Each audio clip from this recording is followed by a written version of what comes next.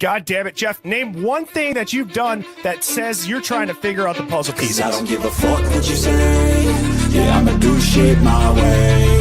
So you can go kick rocks, I'ma stack bricks up, build what I want to make. Yo, I got a lot of shit to say, so I'ma do this every day. I'll be writing things until I'm fucking buried in my grave. 6 feet deep under, but my body won't decay. Cause my messages are timeless, so they'll put them on display. Oh yeah, I rap with a certainty, I have a sense of urgency. A message for eternity, for everyone internally. I had some people burning me, but now they fucking learn to see I ain't the one to fuck with, now they looking nervously. And I don't really care what you think of me respectfully. You can kick rocks if you think you're fucking better, see. I will outwork you, turn you to an enemy. Hurt you so bad that you're gonna need some therapy. I got the motherfucking recipe. I've been cooking up hits, I'ma leave a legacy. You'll be looking small when you're standing right next to me. I'm 5'10", bitch, but I'm 10 feet next to me. I don't give a fuck what you say. Yeah, I'ma do shit my way. So you can go kick rocks, I'ma stack bricks up, build what I want to make. Cause I don't give a fuck what you say. Yeah, I'ma do shit my way. So you can go kick rocks, I'ma stack bricks up, build what I want to make. Yeah, I'ma do it my way.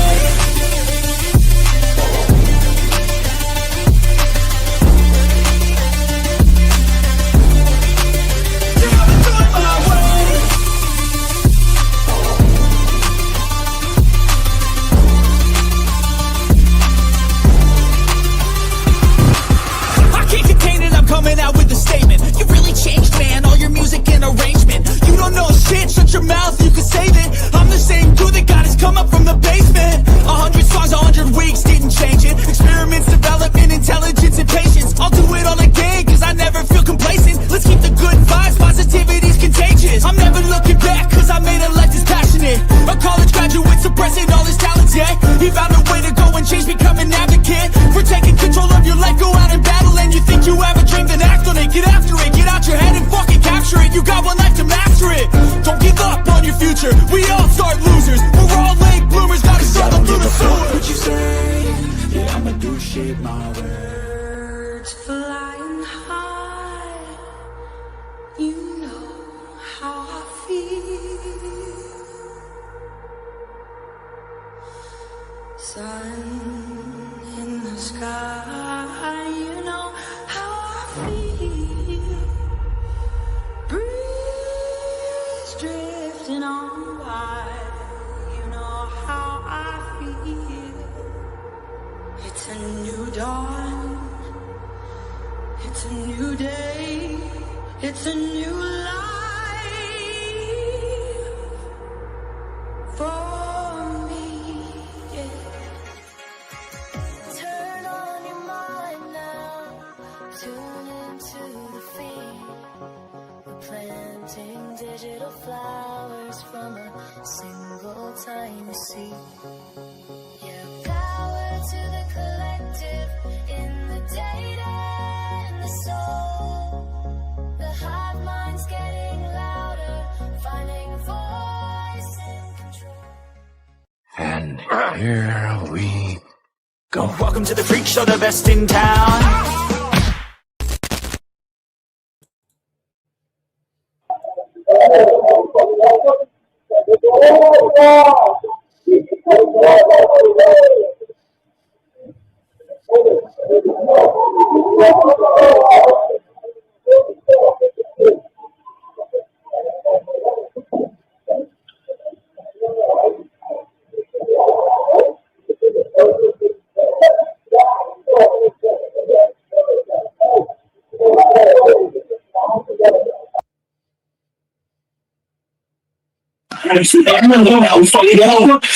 They all walk around.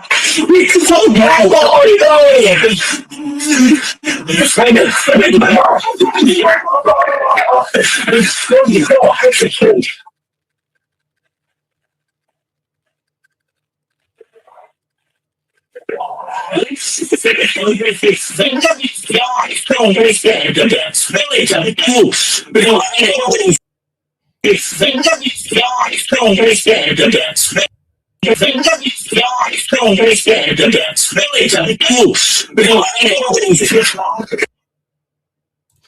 What is going on, Hive? I hope everybody's having a fantastic Friday Eve.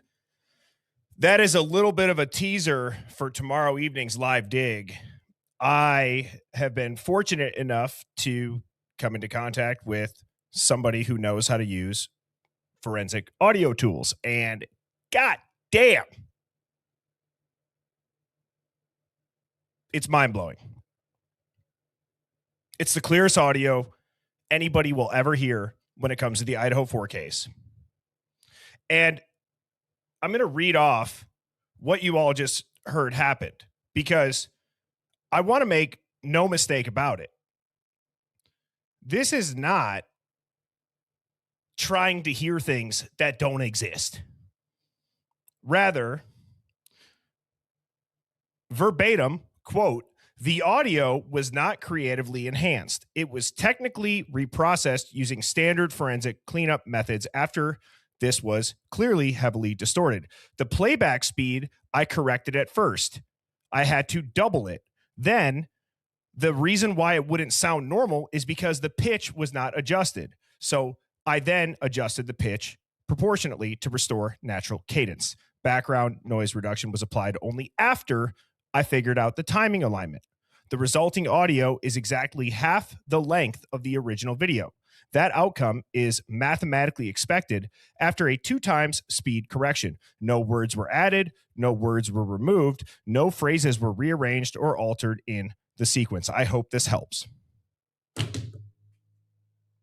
So tomorrow evening, tune in. And I said, this is Friday Eve, not Friday, by the way. So I know it's Thursday, but I'm going to say this in the beginning of the stream right now.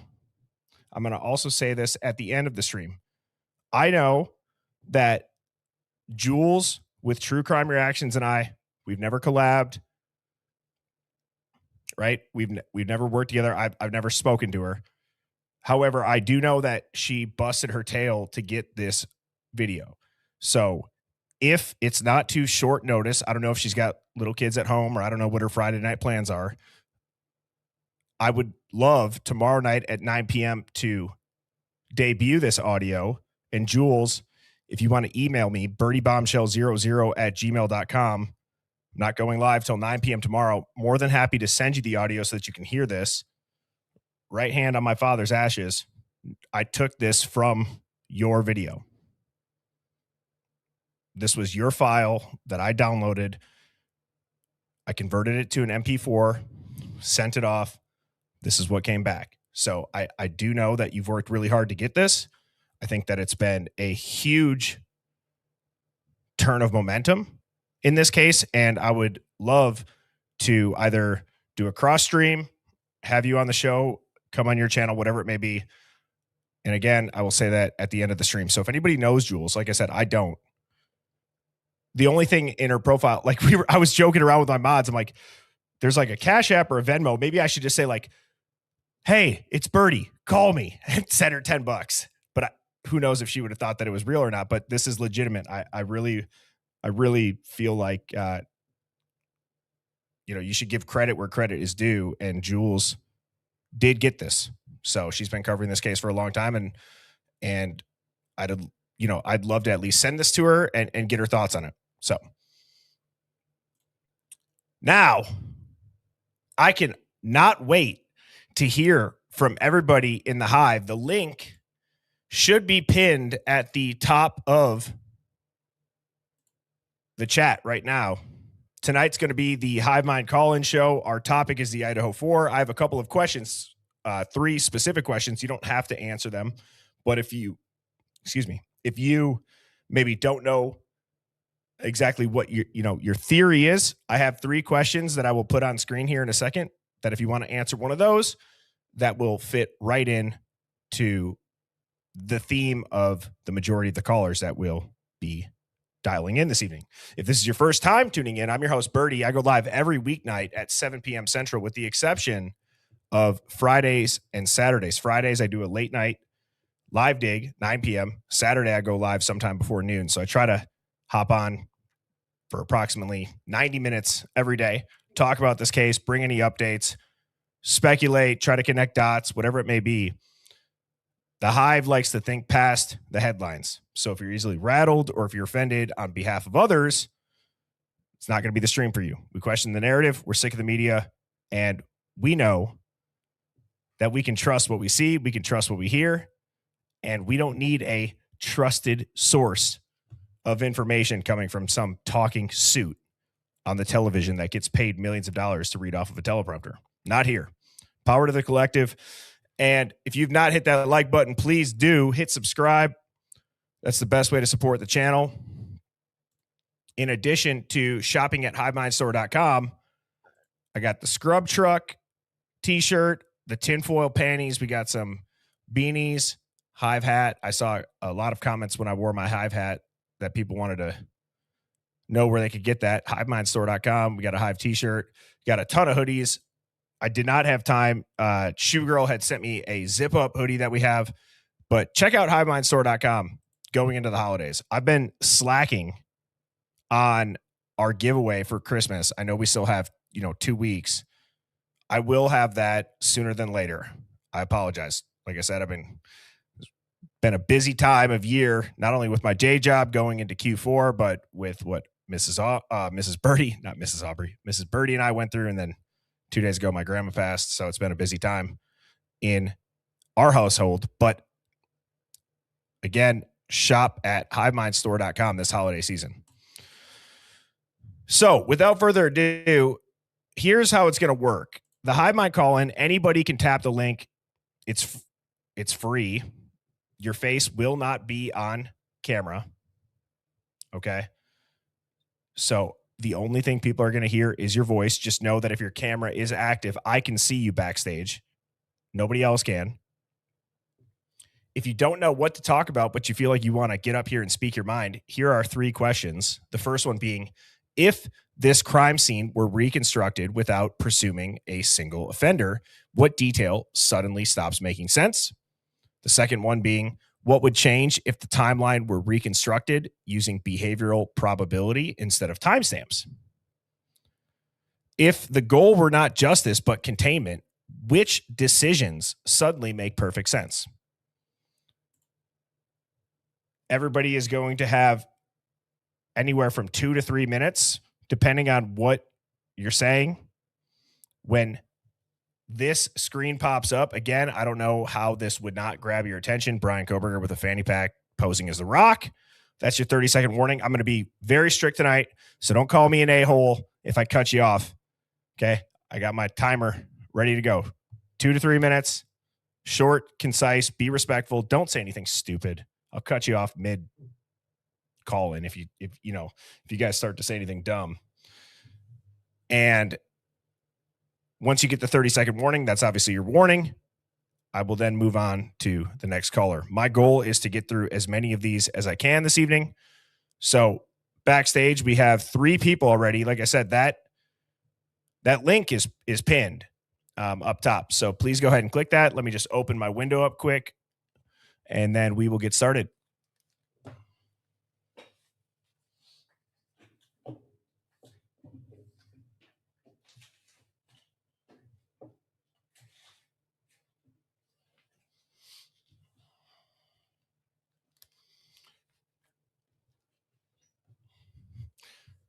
Hive, hit that like button real quick.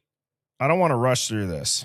Let's hit that like button. Type a 1 if you're excited to hear from everybody else in the Hive. These are some of my favorite streams. We only got 130 likes. We got almost 600 people in here. Come on now. It's not begging for likes. It's the only thing that I ask. All my streams are free. Just hit that like button.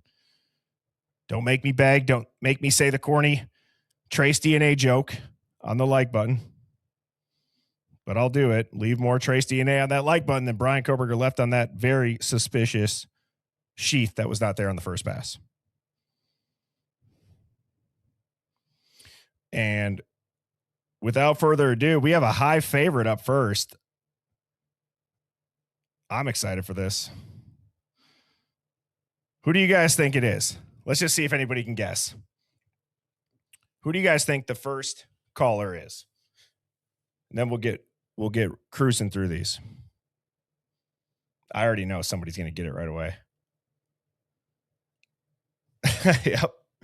Southern Blue Bell got it. second comment about it. That's awesome. So without further ado, we got Bourbon Santa coming on up.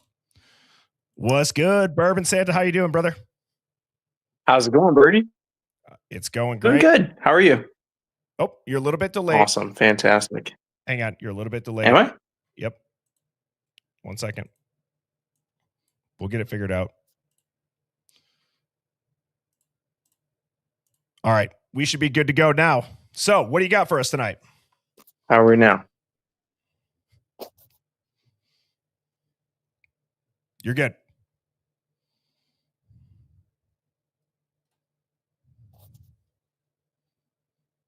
You're good, Bourbon. How are we now? Okay, there we go.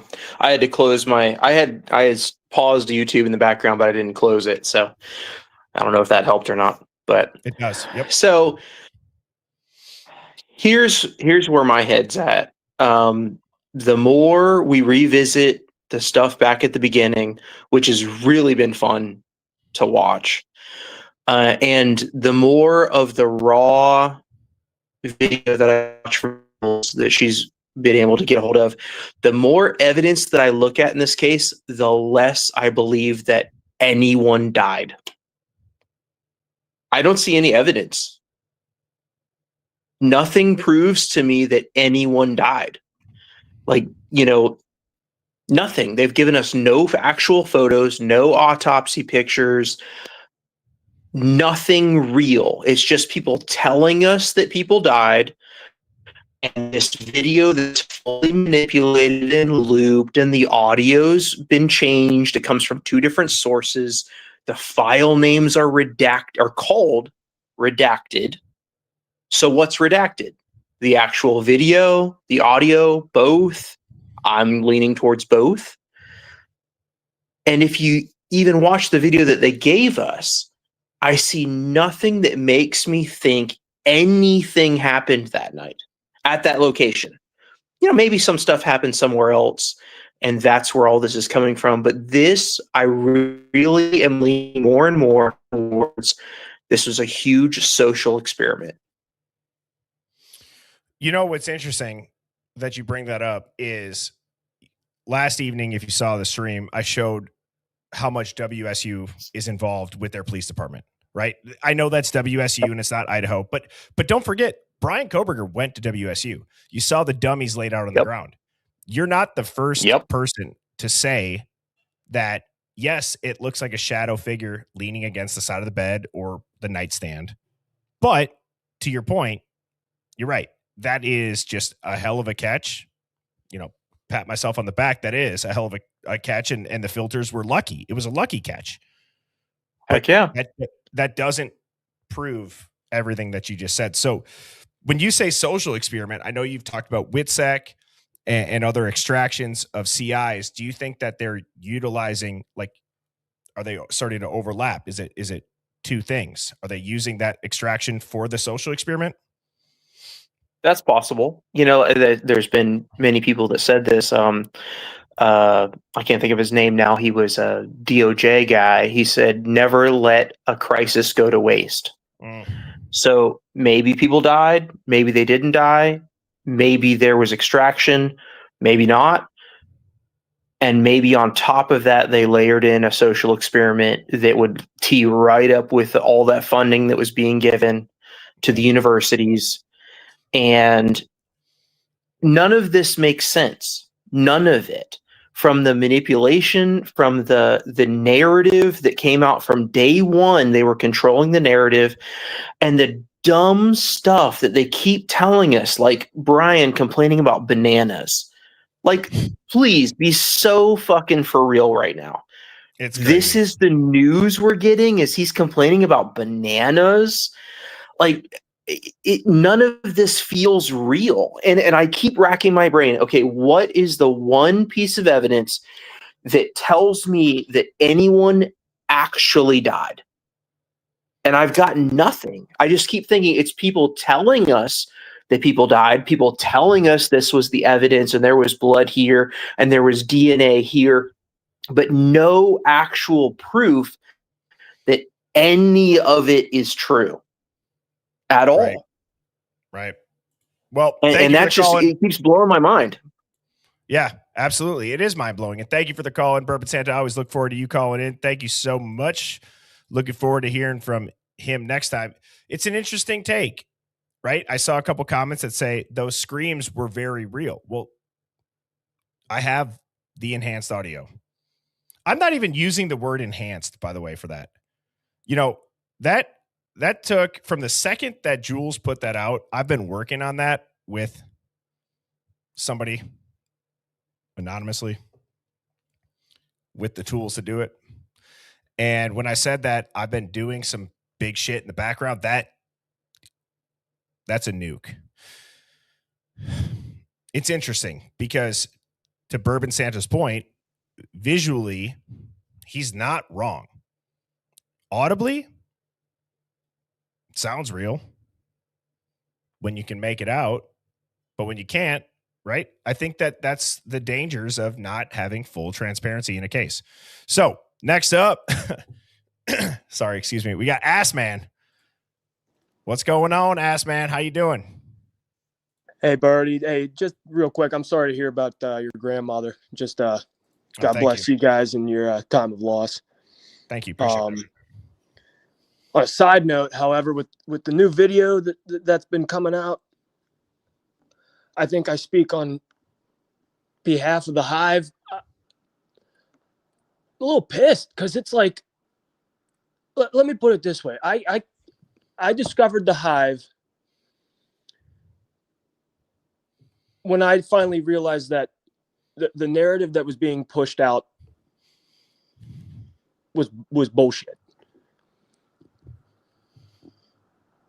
When when that new audio came out, I mean, it broke my heart. It really did. Hearing the screams, just the fact that you heard, like Bourbon Santa said, I want to believe that they're not dead. I want to believe that they are all still alive and that they're in witness protection or something, and that this is a big social experiment. Because if those screams, I mean, it sounds like they were being tortured, which, my God, it's just horrible. I was watching a video that Pavarotti did where he was talking about the Ford Explorer. And to your point, a couple videos ago you did about the diesel. That Explorer that they're claiming, oh, well, you know, it could have been. No, I used to work at a Ford dealership. I know that 3.5 EcoBoost, no matter what the hell you do to it, it's not going to sound like it did in that video. It's a fucking pickup truck. It's a fucking diesel. It doesn't matter what you can do to it. But no, man, I mean, that video Jules put out, man, it changes everything. And the reason why at the beginning why I said I'm pissed off is, like, we have been waterboarded for over 3 years. Little over 3 years we've been waterboarded. Shit's still redacted. Shit's still hidden. But yet we can go and see any other crime scene, any other famous, you know, murder spree, whatever, you know, in the past. And every detail is laid out. Why the hell they're redacting shit? And then, again, they get mad because there are people out there, well, you know, they're questioning shit. Well, it's because you're not being upfront. Right. I'm not saying we need to see the crime scene. No one really wants to see mutilated bodies. But fuck, just someone's got to step up and tell us what the fuck's actually going on. Yeah. Because at this point, we know that what they pushed in mainstream media is bullshit. Amen to that. We all know it. Now, again, could Kohberger still be involved? Could be. But again, there's no fucking evidence. Right. The knife sheath is bullshit. It I believe that the knife sheath is BS, and thank you, Ass Man, for the call. And I'm gonna respond to you. Always great to hear from you as well. Now, it's interesting.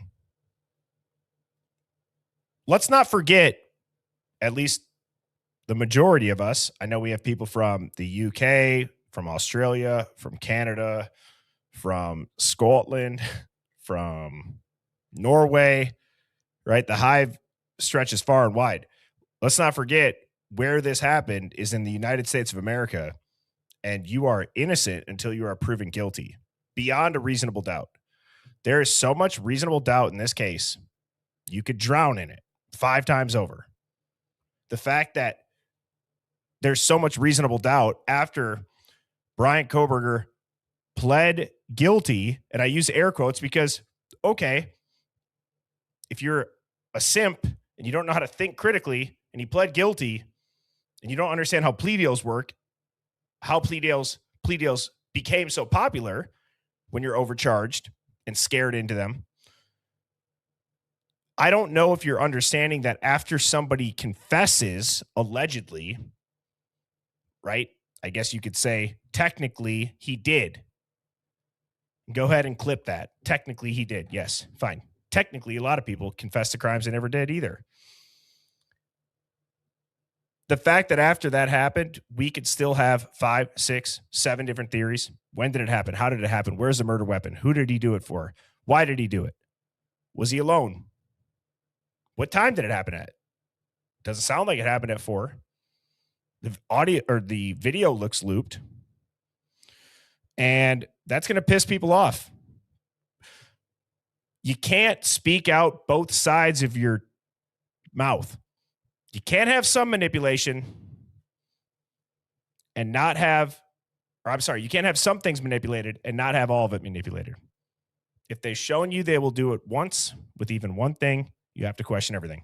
And now, next up, we got Johanna TC. How are you doing, Miss Johanna? Hi, Birdie. How are you doing this evening?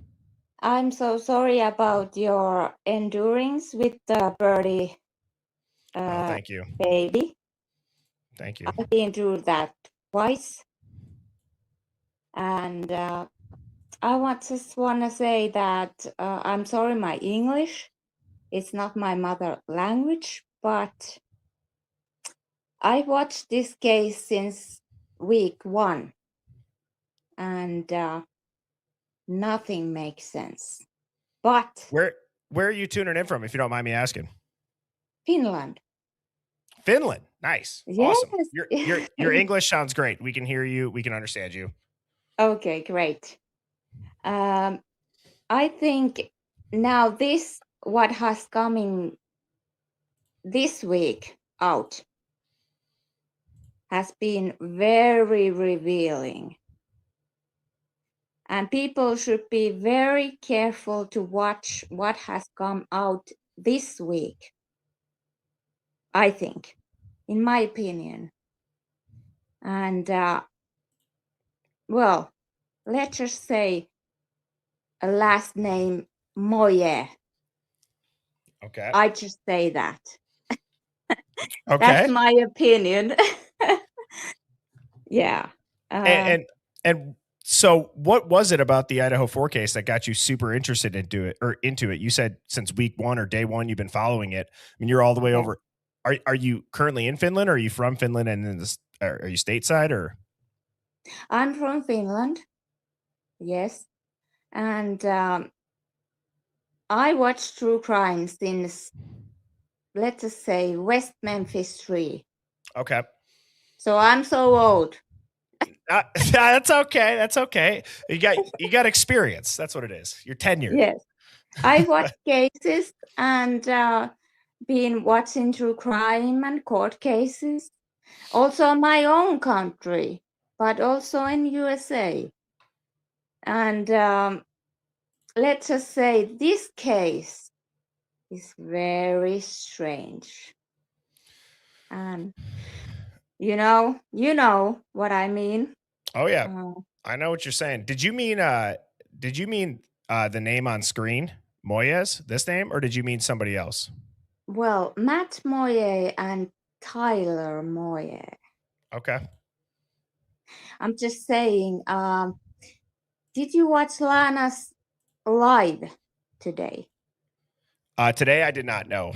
Nope, I did not today. Okay, well, he called Tyler or Matt Moyes, I'm not sure which one, employer. And they say that he was 12 hours working. And the workplace said no. They will not do that, the employers. So his alibi, I don't know, it's Tyler or Matt, is not correct. Wow. I got to go back and watch that. Thank you so much for calling in, Miss Johanna. I hope that you have a great rest of your. Barry. Of course, I you have a love great. you. I love you. Thank you so much for tuning in, and I will talk to you soon. You know what's interesting about the whole work alibi? That reminds me of the OJ case with OJ's son, and we don't have to go down that rabbit hole. We can, but I want a quick address to Newski. Hopefully that's how you say it. Too much fuckery with this case. Jules, Lana, and you are bringing it. Why did BK take a plea? His civil rights clearly violated, ineffective counsel. Amen to that. It's rather obvious at this point, and it's also very telling why it has not been addressed in the legal world. That makes my spidey senses go off big time. And Long Gone 4741 says, please support Birdie by hitting that like button. Thumbs up. Yes, absolutely. And thank you for the super chat. As a reminder, any super chat over $4.99 will pop up right here. I'll address it right away. My mods will also occasionally drop a tip link. Not asking you for money, but if you feel kind enough to donate, whether it's a super chat or a tip, they do the tip link because YouTube taxes you more than Uncle Sam does. And they take a lot of the super chats. So the tip, the creators get the majority of it. And without further ado, next up, we had Redman backstage. Now we got Monkey Lady 86. How are you doing, Monkey Lady? I'm good. Are you able to hear me? We got you loud and clear. Perfect. Well, my problem is there's a creator I seen recently, and she pointed out that Jack D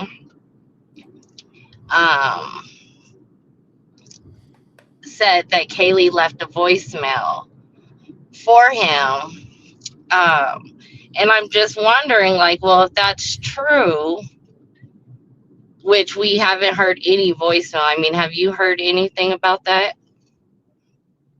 I believe that the only recording of a voice that I've ever heard on a phone is the 911 call. Yeah, see. And so she basically was saying that there's no way that someone else would use someone else's phone. So basically that she's basically saying that Kaylee had to have used the phone.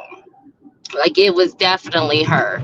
And I believe that it could be somebody else that was just trying to cover up the whole crime.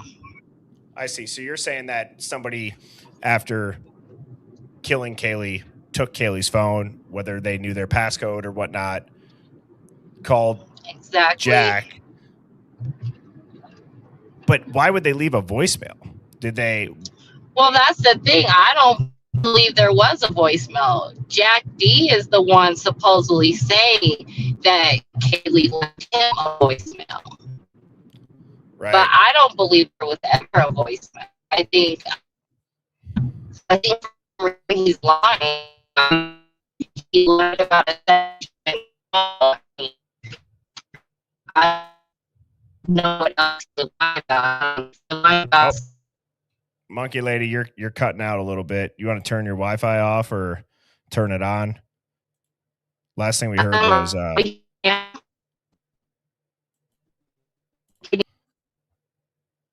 Monkey Lady, if you want to call back in, go ahead. We heard nothing but robot voices. It happens. Don't feel bad. This is, like I said, this is completely live. I don't screen anybody. Come on up. The link is in the chat right now. You only got 2 people to wait if you'd like to pop on up. So next up, we got Redman. How are you doing? Birdie, I can't hear you. We can hear you loud and clear. You might have to you might have to close your YouTube app. I see your mouth moving, but I can't hear anything. You might have to close your YouTube app when you guys join. That's what Bourbon Santa did. So, Redman, I'm going to add you back to the stage. Hopefully you can hear me now when I'm talking. Try to do that. And then, how about now, Redman? Can you hear me?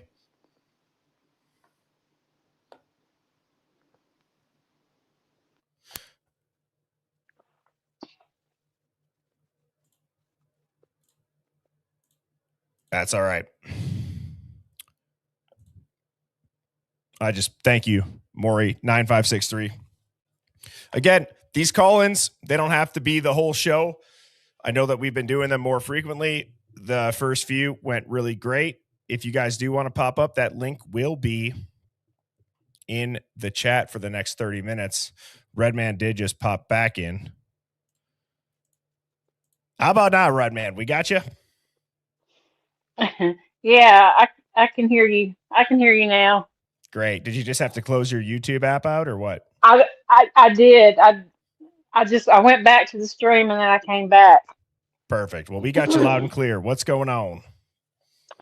Oh, Birdie, you just have tripped me out with that photo you found the other night. And I haven't been able to get it off my mind. And I've just wondered,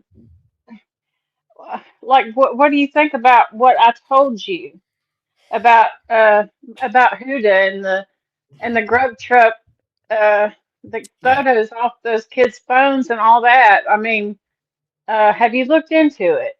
I have. I'm glad you brought that up. So my thoughts on this are there are for sure sketchy pictures that you see at the grub truck. I don't know if I showed exactly Huda's.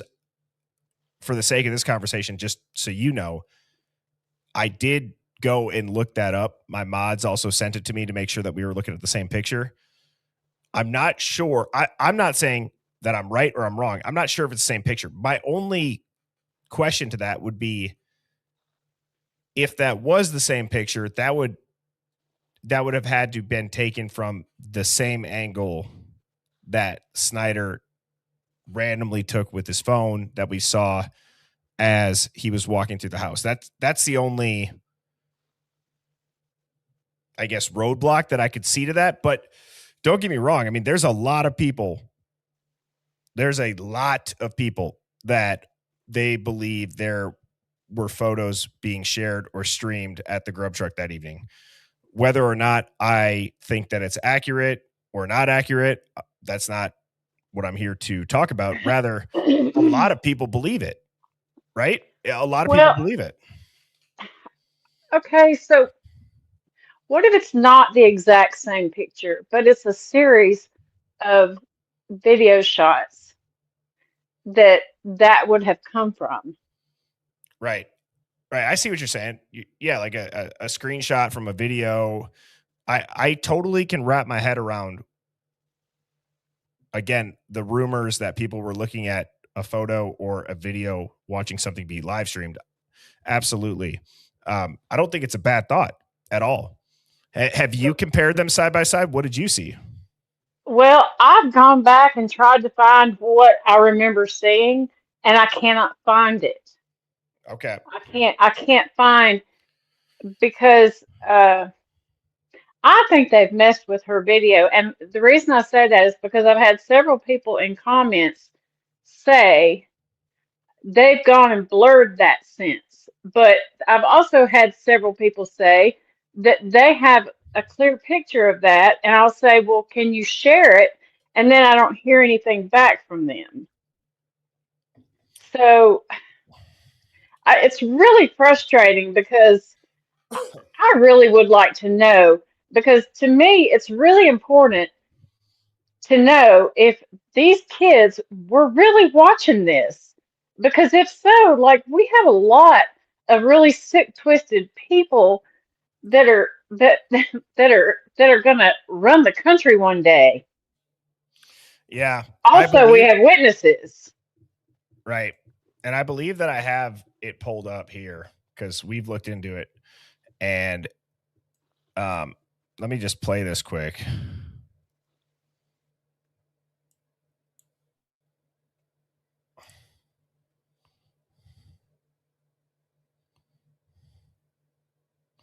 This was on Joe Vito's phone. This is what people are. I'm assuming this is it. Now, that's very close to, it seems. Yeah, what I remember seeing. Yeah, and I was gonna say I'm 99% sure that this is like the angle that everybody had. Here's the colored version.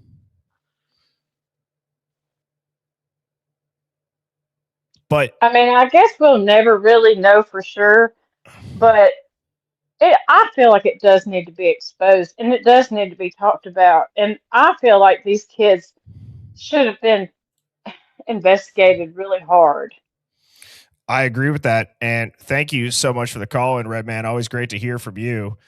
I gotta say, when it comes to the filtered pictures, you guys know me. I love a good conspiracy. That's the only filtered photo that I've ever put up where it's not truly a live dig, where I felt like, oh my God, the majority of people will be able to see this. It's not shaming anybody who can see it. You all know I'm legally colorblind, so I can't see shades and all that, but I could see that.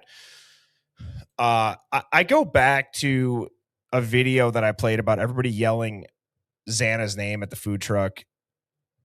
For whatever reason, this is like the hardest thing to confirm, but somebody had sent me a video talking about how there was a title fight for UFC that evening.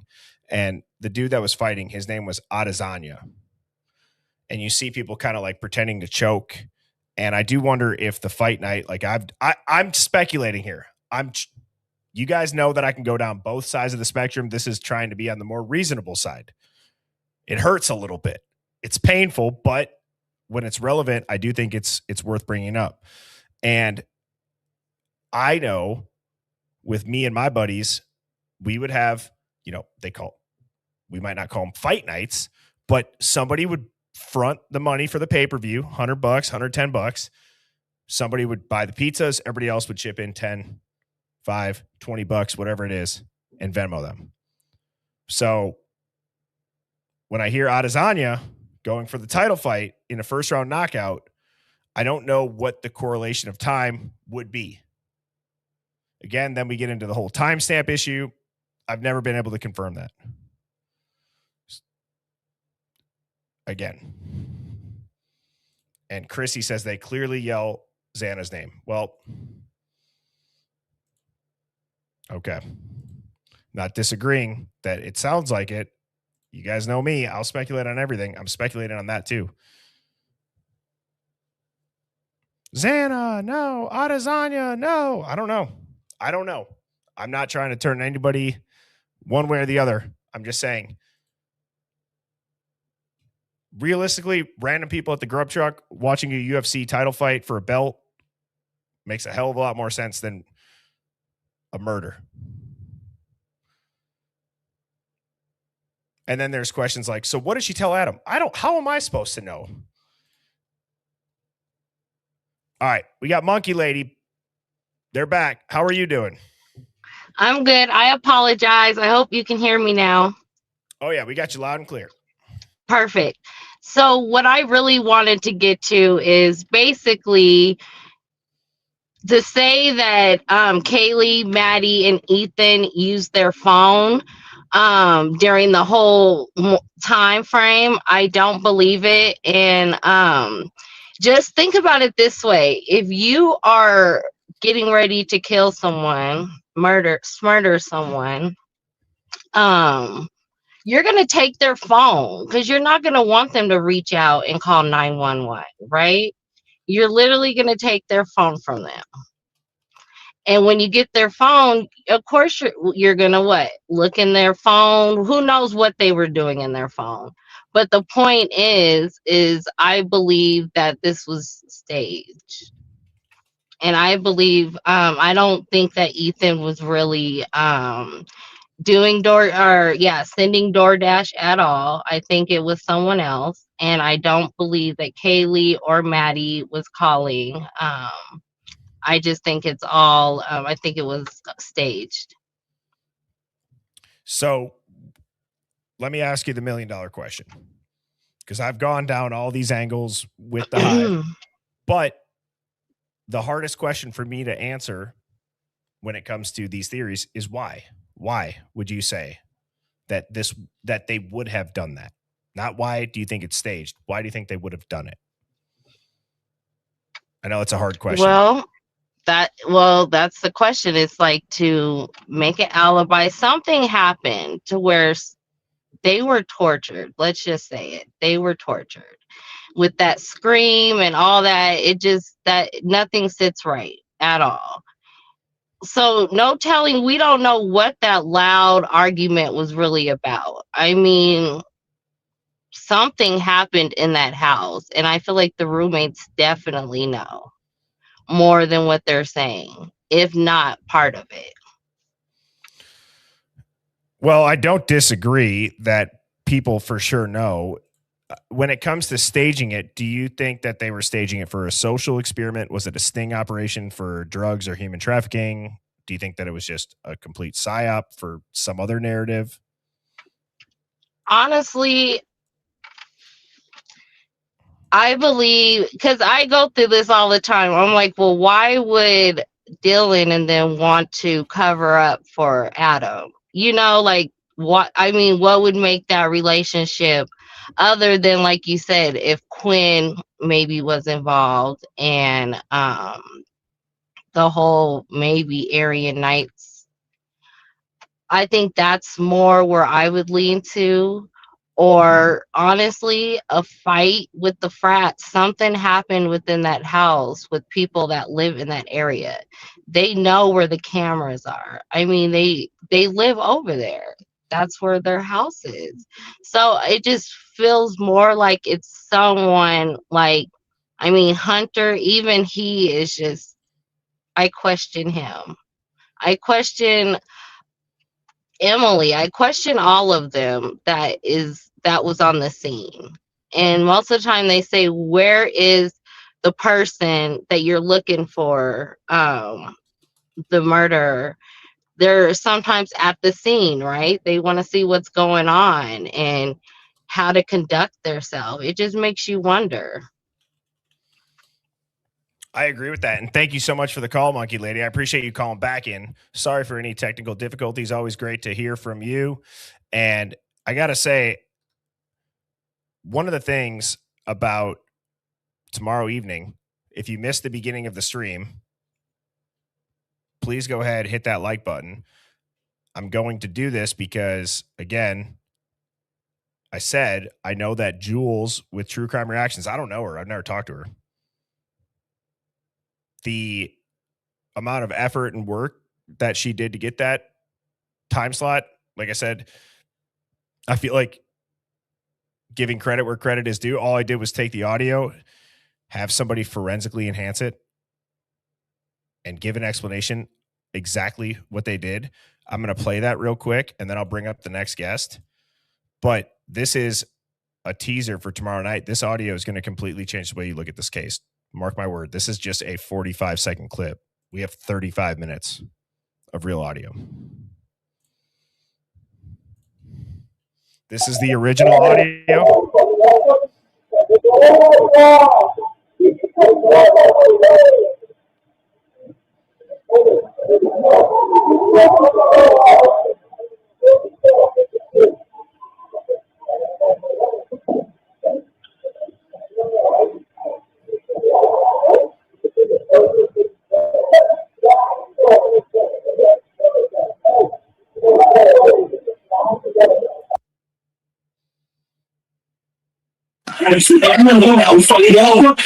They all walk around. We can talk about what we're doing.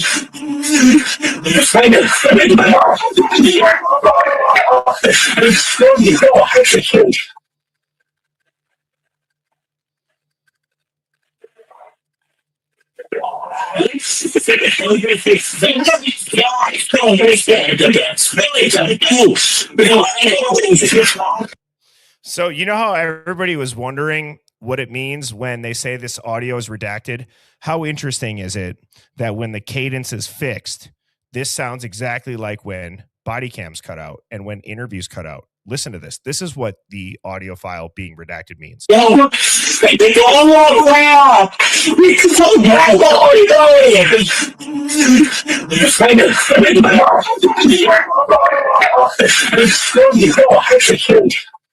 Right here. This is redacted. That's why it says redacted in the audio file name.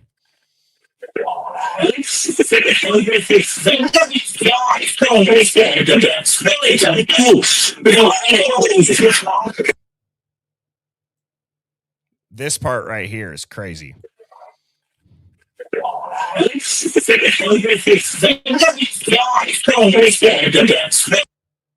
I hear a beep, and I'm just going to leave it at that, but listen to what's said.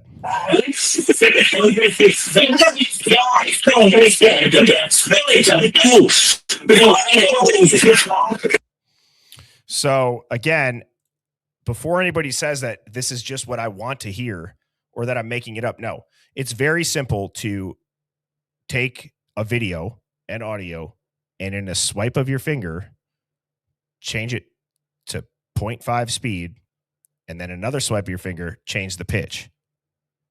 And then you can overlay video on it or loop video to make it extend to the same length of the extended audio. I'm not some audio forensic genius. However, somebody who's very good was able to figure that out. And I don't know how you're ever going to be able to question what little teaser you just heard there. I don't know how anybody wants to say. First of all, I hope you guys could tell that that was not done with just some app on your phone. Type of 1, if you guys understand that, you could tell that's high quality. And genuinely confused, you must be genuinely confused. I love that username, and I know you're in here a lot. I don't know what I'm supposed to tell you. You can't wait till tomorrow for what? I'm telling you right now, the audio is going to be clear as shit.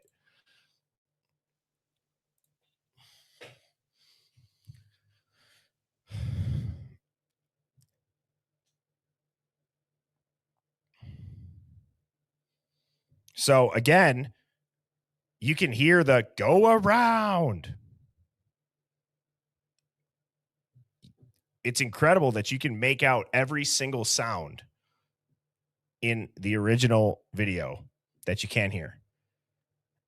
So it's mind-blowing. Okay? It's mind-blowing. And if anybody, like I said, not the last time, second last time I'm going to say it, I'll say it at the end of the stream. If anybody knows Jules, tell her to email me. Like I said, I think that would be awesome. And if she has no want to do it, there's no pressure either. I just figured I would extend that invite. All right. Next up, we got the original Mrs. Martin. How are you doing? I'm doing great. Can you hear me? I can hear you loud and clear. Awesome. Because I kept losing you. I couldn't hear you for a second. You kept going in and out. Do you got we got you loud and clear now. Sometimes if you have your YouTube app open, that might happen. Yeah. Well, my issue now that all these videos are coming out, we're starting to see the truth. You know, we're starting to see and hear the real stuff. I'm going back to everybody's theories and what we were thinking, and you know, the Aryan Nights. And I was struggling with that one. I always have, because why would they leave a fucking witness? You know, why would they leave somebody that they locked eyes with? That made no sense to me. So then I would go back to the frats, and then this audio comes out. And that to me sounds more like younger people. I mean, it doesn't sound like it doesn't sound like a group of gangs go in there and take out the house. It sounds horrific, but it sounds like a lot of people. You know, my question, again, I really want to make it crystal clear that for the audio tomorrow, nothing was done to creatively enhance it. Like I said, forensically enhanced. There's a difference. I have the definition from the gentleman that helped me out do this. Okay. Secondly, I can tell you when you listen to the full 35 minutes, you're going to hear things that sounded like terror from torture that will switch to terror from sadness. Mm-hmm. If that makes sense. People that are seeing something and lose their mind when they see it. People that are crying and you'll hear clear as day, get Murphy out of here. Get Murphy, grab him. Right? There are things that are so, and I say this, you guys are going to be your own judges. So that's why I don't have captions on it. I have a video with captions. Okay. I don't want to put the captions on there because those could be wrong. Right? But I want people to hear it for the first time. And I'm telling you, it, in my mind, it sounds, to your point, nothing like a gang attack. Yeah. So do you believe that the timeline is more accurate to this audio or the 4 a.m. timeline? No, I believe it's more to what we heard, the 2 a.m. That when it begins, that is the correct. That has to be the correct time, and that makes me think that Dylan and Bethany left and then came back, because I cannot get on board with two 19-year-olds staying in a home all by themselves with unalived people. That would creep me the hell out. Yeah. There's people that won't go into haunted houses. You know, I mean, how could you, honest to God, lay in a house with 4 people that you know are dead? How do you do that? And see them. You don't. And come face to face with bushy eyebrows. And then just Exactly. go back to bed. Exactly. You don't. So they left until daylight. And then they came back. That's what I believe. Well, I do. Well, thank you for the call, and original Mrs. Martin. That was great. I appreciate you. Always great to see you in the Hive. And, you know, one of the questions that I have on this right here, this is something that I'm encouraging everybody to do. I know that it's hard. I know that this is not simple to do. I struggle doing this myself. But look at the second question here. This is what I would encourage everybody to do when they look at this case. What would change if the timeline was reconstructed using behavioral probability instead of timestamps? Think about what everybody just said in regards to the streams. Or not the streams, the screams. Think about the car park footage. 155, 156, 158. The screams. If we're going off of just behavioral probability, you would say, if there was no timestamps on any of that, you would say that's a concurrent event that's happening. But the timestamps mess with you. Again, how convenient is it that all of these timestamps from different make and models of cameras, they go left upper corner, right upper corner, bottom right corner, bottom left corner. Give me a break. Give me a break. Now, next up, we got Sharon. I'm a lover. How are you doing, Sharon? Can you hear me? We got you loud and clear. Okay, it's Char Animal Lover. Oh, shit. That's okay. That's okay.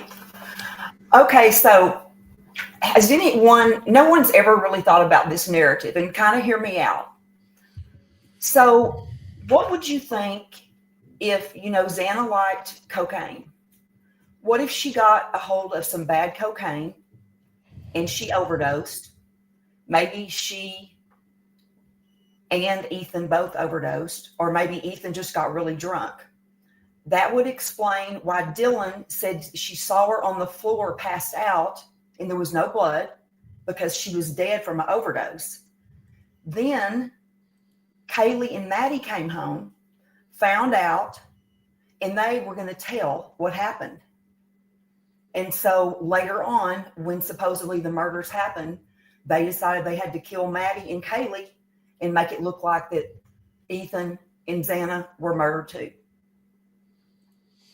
Well, I know that the original rumors, people shit all over this whenever I say it, but I'm like, those 4chan rumors, a lot of them had said it was rumored to have been an OD. Okay. And right, that's to your point. If Yes, Xana got some bad cocaine and was laced with F or whatever, right? Yeah. But either way, it was an OD. Yeah. Somebody's terrified that they're going to go to prison. They supplied bad drugs. Somebody's going to rat on them. I can see that escalating. Absolutely. What I can't see happening, it's like with every theory. So even though it says Sharon, I'm a lover, it's Shar, animal lover. Sorry about that. Yeah, that's okay. What I was going to say about that is, I think that theory holds weight from a logical thought process. How do you explain cover-ups though for what would be a simple OD and somebody not wanting to go to jail that is just a student? Well, I'm just thinking about the reputation of the college. I see.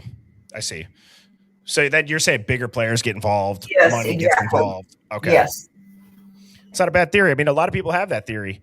And would you say that's your number one theory? No, not at all. Not at all. I'm all over most of them, most of the popular ones. It wouldn't surprise me if any of them ended up being true. I'm one of those people that's open to everything.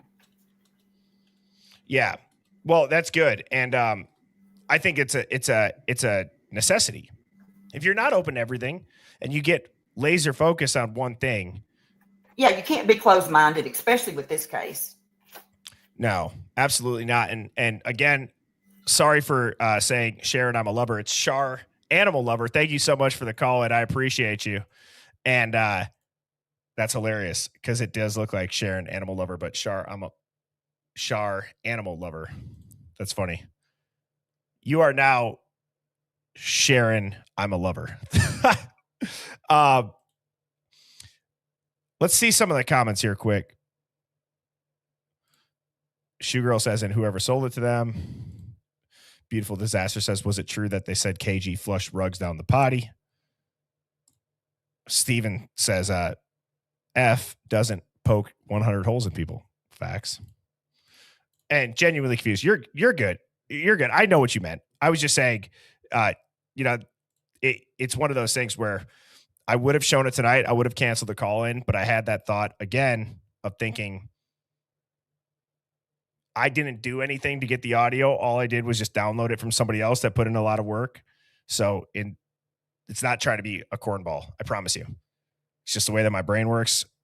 My thought was I might as well ask if the person who did all the time and effort to get it would like to be present when I show it.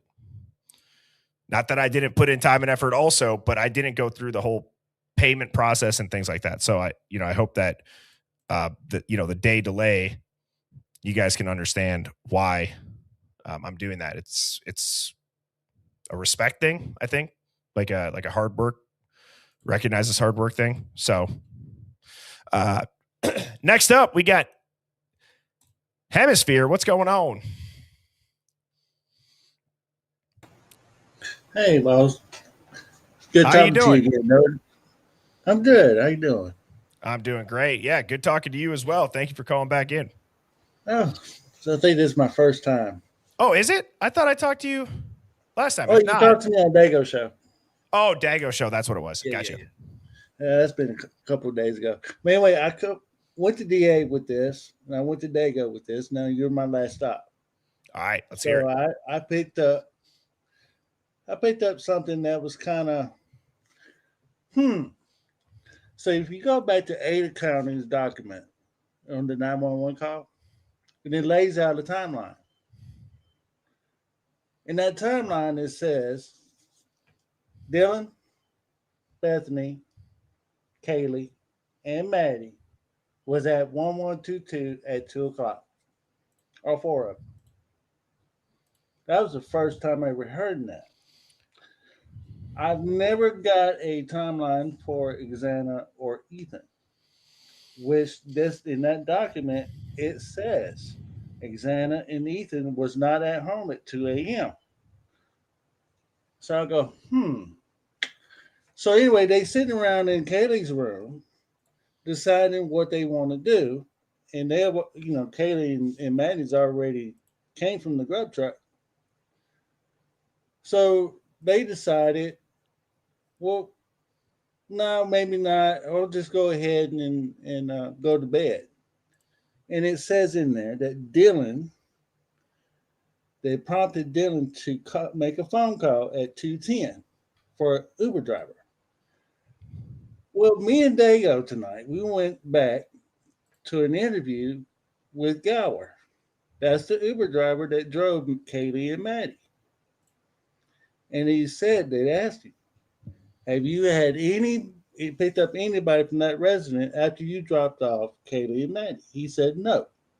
He had another pickup in that area, but not from that residence. So who is this that didn't call at 2:10 in the morning?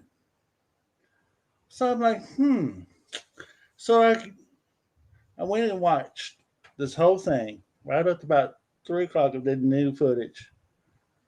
And I'm going, oh my God. Birdie, if you was to go and watch that footage and you wait until about 2:51, and you let it play. And you go in that document and you look at that timeline, the text between DM and Bethany Funk, they started at 4 o'clock on their timeline. If you move that up, guess what time that's going to be? 3 a.m. Are you talking about the Delta? Well, you inspired me on that. I ain't gonna lie to you. You kind of inspired me on that because the timeline does not make sense at all. Period. Right.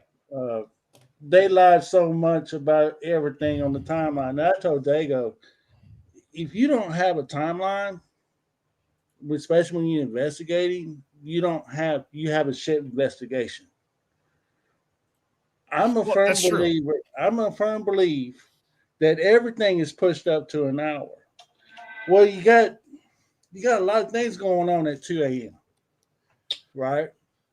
You got what seems to be the crimes taking place between 2:25 and 3:25. I say 3 o'clock. Okay? I say 3 o'clock. It was over with by 3 a.m. I agree with that. You're right. They was tortured.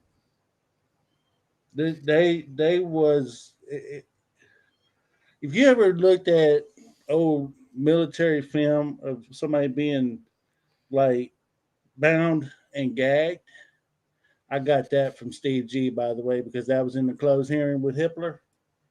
And there's a reason why he said, I don't want this to be a gag order because our kids was gagged. Right. I have seen that. I have not watched old military footage of people being bound to gag, though. No. No, I'm just trying to get a good picture in my mind about what I'm talking about. Yeah, I'm a firm believer they got tortured. I see.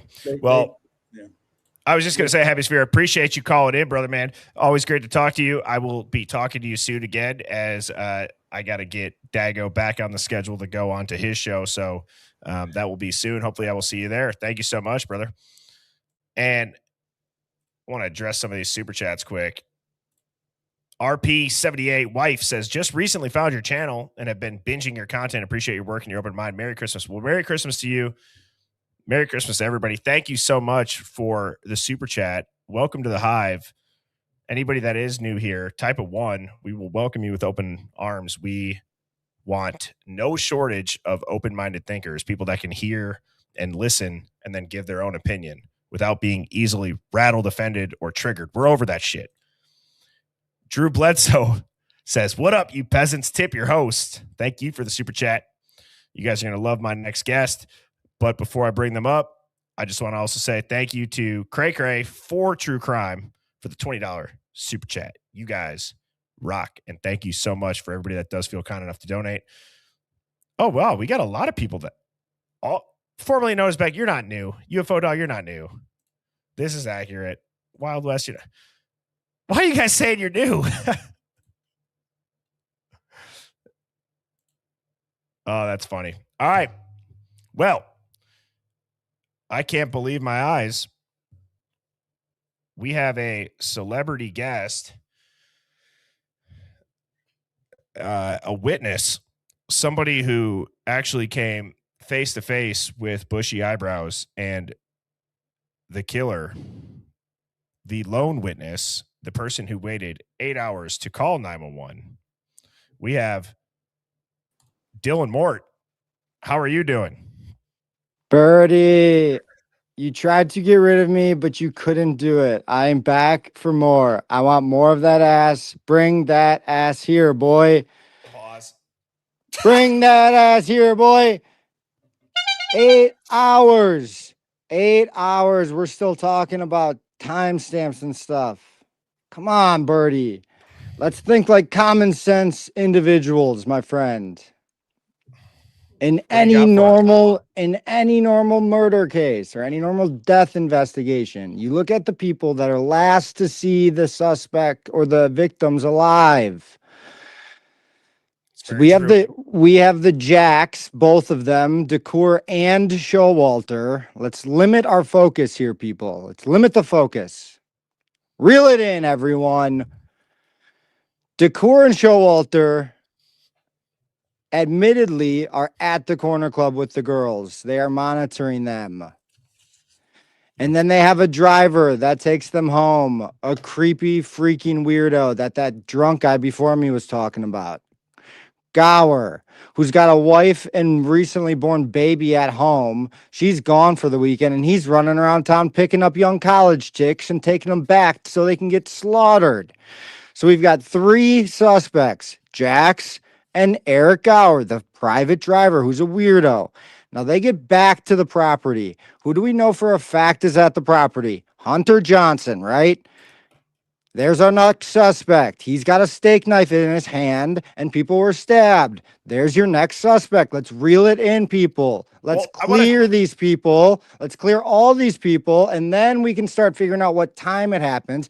But what time it happens makes sense. Eric drops them off to be slaughtered, right? That's right after they leave. They're not at the corner club late, right? They're just leaving the corner club. You know, they're just going home, but they're being watched. They know when they get home. They're right around the corner. This isn't a big process. What do you think about Hunter not getting questioned by the cop that shows up? You got 4 people that were stabbed, essentially, right? And they don't clear the house. This dude's following them. He ends up actually getting their back with a knife in his hand. What do you think about that? How do they not address that? Why? Well, now you open up a different can of worms. I mean, short answer for you. That's a part of the cover. You can't blame a kid that you're not going to frame, right? Everyone has to be innocent except the one guy, right? Everyone involved. They can't pin it on the one kid. Hunter might not have killed everyone, right? This might be a multi-person party, so you can't pin it all on one kid. The cops know that. So when he's in there, it's like, fuck. It's like, dude, what the fuck are you doing? Dylan, Bethany, Hunter, Emily, Jax, Eric Gower, Rosendahl, Tisdale, all these guys that are right on the murder scene that night. Hunter Chapin, Maisie Chapin, all these people are living right there. They're all on the scene. This isn't a one solo cover up. This is a group effort. This is a team project. A bunch of Mormon freaks. So, dude, all right. I'm gonna give you an extra minute, but you have 1 minute. I don't give a shit. Yeah, I'll hang up now. You can give me as long as you want. Have me on for a full show. Not these idiots like Dago. I love Dago, but come on, I'm giving Dago all of his stuff. I was on there this morning with this guy before telling him to watch the Gower stuff. Give me a chance. Your views go up too. I bring these yahoos that are involved in the crime to your chat. Gets the people going. Hey, I'm all for it, but I'm just saying as far as for this, because I'm going to ask you a question, and I don't want you to go down this. I want you to just be concise. I won't go down a rabbit hole. Okay, real quick then. Let me ask you this. So you just named off all these people. You're getting a lot of love in the chat. People are like, I like this guy. He's keeping it real. How do they pull it off, dude? What do you mean? I'm saying the FBI, like, because it's not just a cover up on the local level. We're talking how many agencies involved. No. I said, reel it in. If you're trying to figure out this case, just this case, you have to reel it in. If you start opening up this other can of worms, I can't help you because you're going to dive into stuff that, again, we don't have enough time for in this minute. So if you're asking how the whole thing was covered up, I can't give that to you right now. What I can tell you is everyone that's interviewing these kids, look at the documents. It's all reported. Look at the people who are interviewing the kids and who are asking them the questions. That's how you cover it up. You don't ask the questions to the suspects that you want the answers to.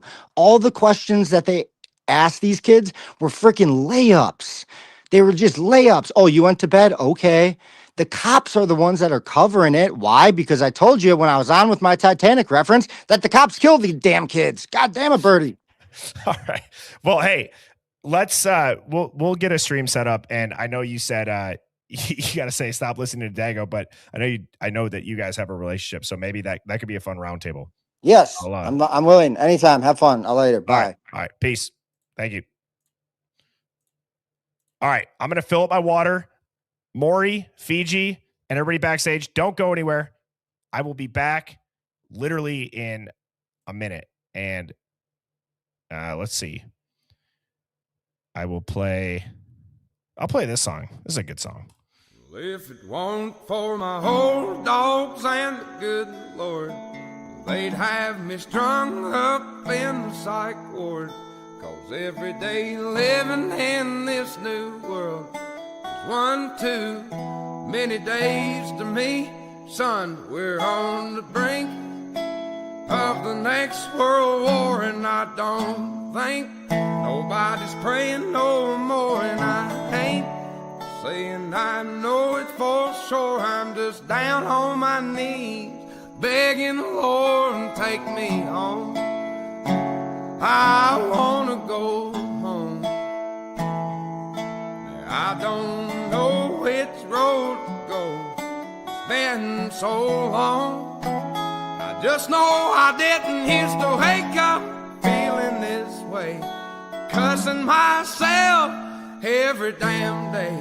There's always some kind of bill to pay. People just doing what the rich man say. I wanna go home.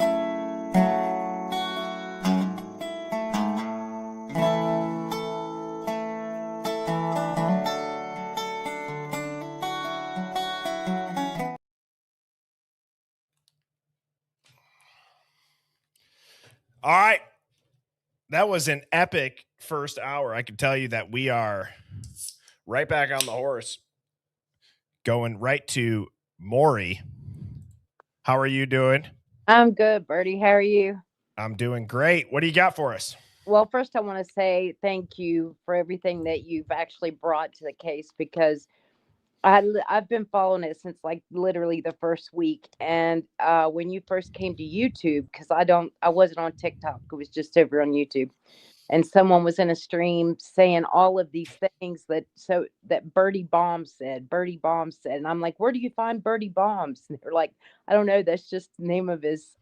You were saying everything that nobody else wanted to say. Right. Well, thank you. I appreciate that. I've wrote down 100 things since I've been listening, but I want to go back to the picture that you showed. Okay.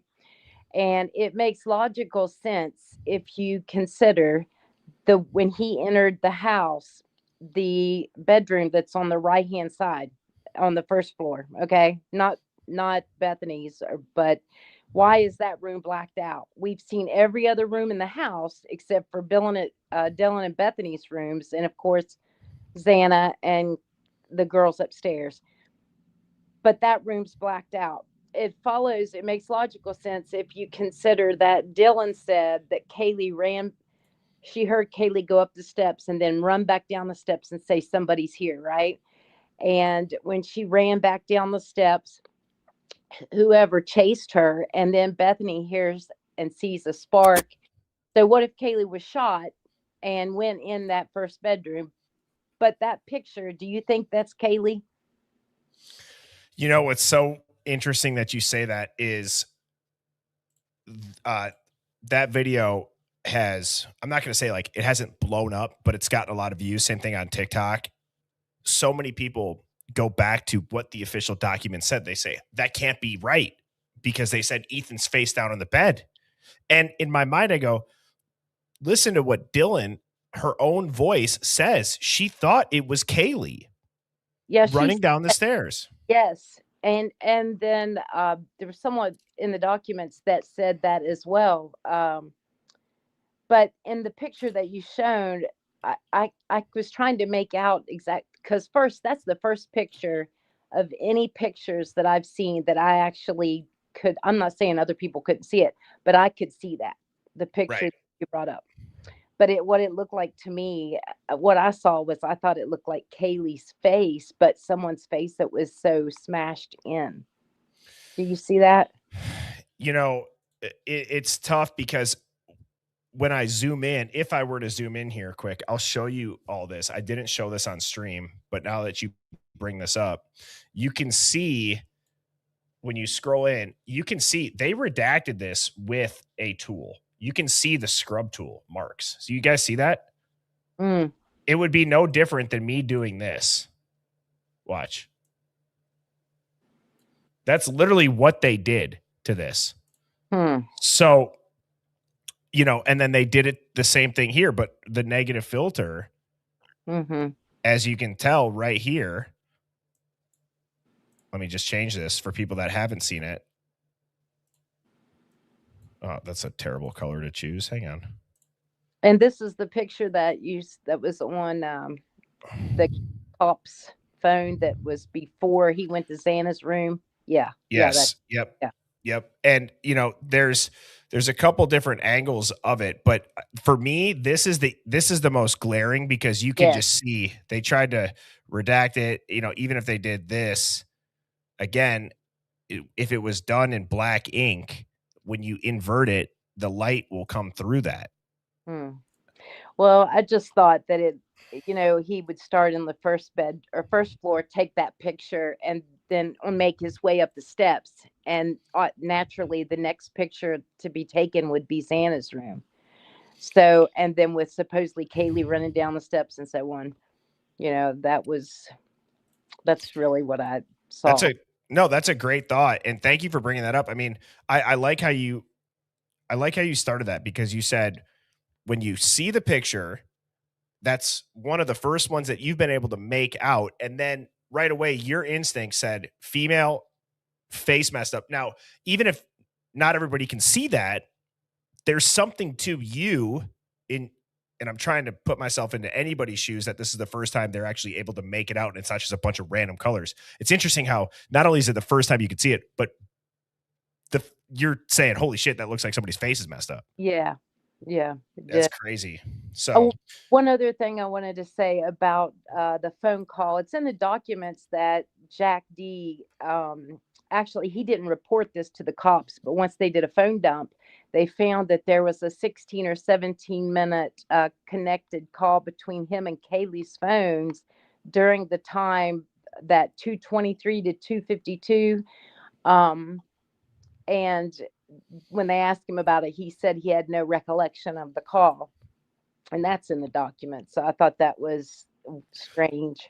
That is strange. I think, well, and let me just say, Maury, thank you so much for the call. Great call and great job. Thank you for being patient as I filled up my water, and I will see you in the hive. Now, what's really interesting, see, that's a great call in right there. That was clear, concise. A lot of them have been great, if not all of them. I love when people are able to get on here and they're able to speak their mind. To me, that makes me very happy. It gets me excited and motivated that people can call in and know that they can say what they want. That's how we're going to get to the bottom of this. We're going to end up hearing things over and over and over again that maybe we start to not believe. But if we don't think through them, or if we don't have the ability to say them out loud and then get feedback on it, how do we know? How do we know? It's not meant to be cliche. It's not meant to be corny. That is the hive. That's what this channel's for. That's what it's going to be. That's what it will continue to be. And so shout out to everybody that has called in. Thank you. I love these nights. These are some of my favorite nights. And we got next up an OG. We got Fiji. How are you doing, Miss Fiji? God, it's flooding here like crazy. Big time floods. You're sweating. No, it's flooding here. We have horrible floods in Washington. I thought you said I'm sweating like crazy. No, terrible floods. It's big time floods. Yeah, the 100-year floods. 100-year floods. Yeah, I wanted to let you know that you and Aubrey are in my prayers. So, thank you. I trying to be concise here. I think there's a little bit of everything connected with all of this. And I'm going to start off with the college, I think, where they started the beginning, as you know, like my niece, and where they put everyone up. They put everybody up, the friends, including her, and the neighbors into a hotel room until as long as anyone could get them, friend or family. Which I thought was very unusual. Nice hotel room, the Marriott. Was that because they wanted no one there to see that there were no bodies being taken out? Because they were neighbors? I mean, that's strange to me. Why would the college do that? Those are things that just make me wonder. Do you have a hypothesis on that? No, just things that I was just looking at. So where I kind of go into a little bit of everything, because I've always thought organized crime to me was a hit. If these kids are indeed gone, it would be a professional hit of organized crime of some sort to do it in that time. I don't think it's frat kids that would have done that. And with the parents' involvement in drugs, to me, for sure. But I think there's some with the college, with investments, with this Phoenix thing. And I was just looking at funding. And I don't know if anyone's brought this up. I'm looking on my boyfriend's phone here. But I was just looking earlier, and there was University of Idaho. They were misuse of funds for a pathology lab. Did you know about this? I've not heard about the pathology misuse, no. Okay, so yeah, there's an audit in 2025. Significant consulting fees paid to Hogan Lovells related to a failed acquisition of the University of Phoenix, raising concerns about financial management, transparency in that specific deal. Is this you said this is University of Idaho? Yes. Okay. And then so it goes on. Pathology lab funds nearly 1 million for a forensic pathology center that never materialized. Improper payment paid over $850,000 to Van Nuys County without proper documentation. Then it goes on. The university eventually recovered the funds, returned them to the state treasurer and attorney general office. But the key points, now get this, the consulting fee that U of I spent $73 million in consulting fees to this Hogan Lovells for advice. Holy shit. Yes, this is huge. U of I spent $73 million in consulting fees to Hogan Lovells for advice on acquiring the University of Phoenix, a deal that ultimately fell apart. What percent is 72 million of 73 million. 73 million of, and the sale price was going to be 685, right? Approximately. I guess. That's interesting. That is let's see what that, I mean, that's 10%. So I don't know. I've never consulted. That's a shit ton of money but it is 10%. So I was looking at, because I was asking the question, who looks over and audits the money? Because in organized crime, that was my question. So if there's a little bit of tie in for organized crime, they have their fingers in to a little bit of everything, right? So they can have, because ICE, for example, my son went to WSU, right? I'm wearing WSU shirt right now. He had a great experience there. My daughter went to U of I, my niece. So I'm still in some of those parent chat cafes, right? And so I get some information. And there were kids with ICE that are still students there. They've been going there for 10 years.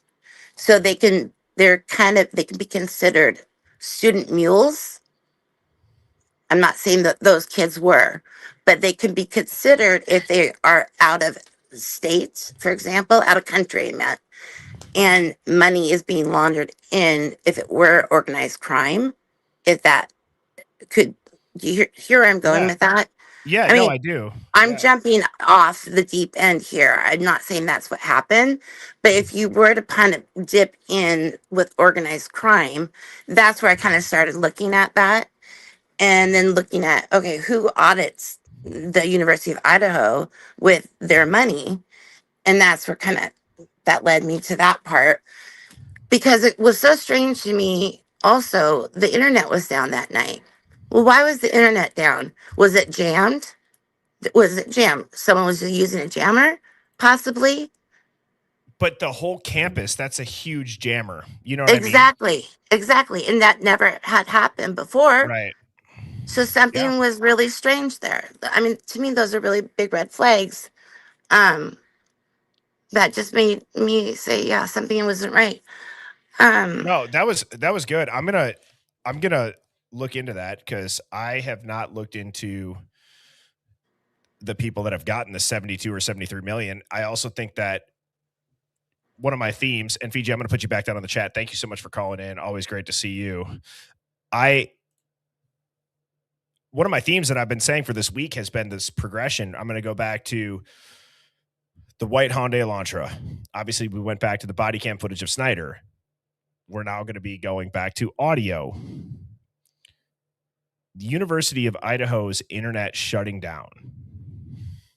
Top dog to Fiji for bringing that back up, because I think a lot of people forget that it was not just that picture through the window that you see that their TV says their internet was down. It was the entire university, which would have taken down their cameras. And there's actually a call.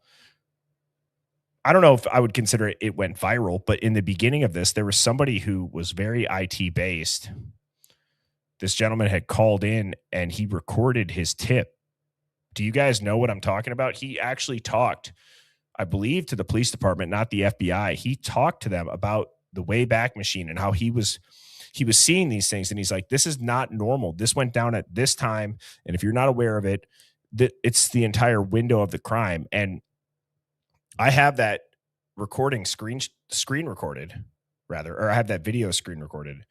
And so thank you, Fiji. I'm going to write that down quick. It's funny. I got so much chicken scratch notes that I make sure that I hit as I stream. And once the page fills up, I don't know. I'm just trying to find random spots here. So give me a second. Fiji, Idaho, cameras, and internet. Make fun of the notes all you want. It helps keep me on topic as good as it can. All right. Next up, we got Miss Kayla. How are you doing? Hello. How are you doing this evening? Pretty good. I hope my TV is not too loud. I have Lana in the background. Oh, no, you're good. We can kind of hear it. But for the most part, you should be good. Okay. So I have a theory multiplied with a couple of different rumors. Okay. It would start back with the police, the university, FBI is going to kind of tie all of them. So just bear with me for a minute. At Idaho or WSU? Well, it could be with both, but mainly with the Idaho Forum. Okay. So we know that Xana and Ethan were possibly gone at a party. Yep. They got into an altercation or some kind of disagreement there from the rumors. And they left. But nobody really knows where they went after that. I think they went home. I do think Bethany and Dylan were also home. I don't think Maddie and Kaylee were meant to be there. With them leaving so often throughout this entire thing, I think it was almost the disagreement that went bad. Okay. So an escalated argument. Yes, that apparently had something to do over Xana. So guys and Neil fighting over a girl. Okay. We know Ethan was a big guy. So when they went back home, a bunch of frat people, maybe even police officers partying with them, got mad. They wanted to go jump him. They wanted to go kick his ass. Okay. So they go there. Bethany and Dylan are still there. This was not supposed to escalate as far as it was going to. More things happen. Well, now you have Maddie and Kaylee coming home, but they're still not supposed to be there. So from what Kaylee's dad says, there was a 3 a.m. police call. Could that have been her trying to call the cops on what they were doing to Ethan and Xana? Kayla, I'm so glad you brought up the 3 a.m. call. So I've had the records of it as far as on paper. Mm-hmm. Is anybody able to track down the video of Steve G saying that? Please, if you have that, I will absolutely give credit to whoever. Yeah. I can try to email it to you after I'm done here with all of this. Thank you. Because that's not the only phone call that was made that night. We also know there was another police call made for the band field. Who would have called on them? It's a college town. Right. Everybody, you're going to have underage kids drinking all the time. So were these undercover cops partying with them? Well, you bring up a great point. Right. So when you have Dylan and Maddie coming home unexpectedly, trying to call the cops, now they're getting threatened and they want to run upstairs quick and try to lock them out, which could be why they both ended up in the same room. Kaylee's injuries were pretty brutal. I personally think she got pushed up against the wall or some kind of damage going on with a wall or an object to stop her deliberately from making that phone call. You know, you want to know what I appreciate about the way that you're talking through this to everybody? And I'm very nervous. No, you're doing a great job. And I'm going to give you your flowers here because you have a really good ability to communicate how it would naturally progress, right? Like you just said, she's about to have a phone call. If somebody was going to try to stop her, pressing up against the wall, it's reasonable, right? Right. Like, so I think that's something, as you're talking through this, that's the crazy part about this case. When you're able to And that's not articulate the- like this, yeah. And that's not the only part, because then you get to, well, Bethany and Dylan, if they were home, why weren't they hurt or harmed? Now, this can go either one of two ways.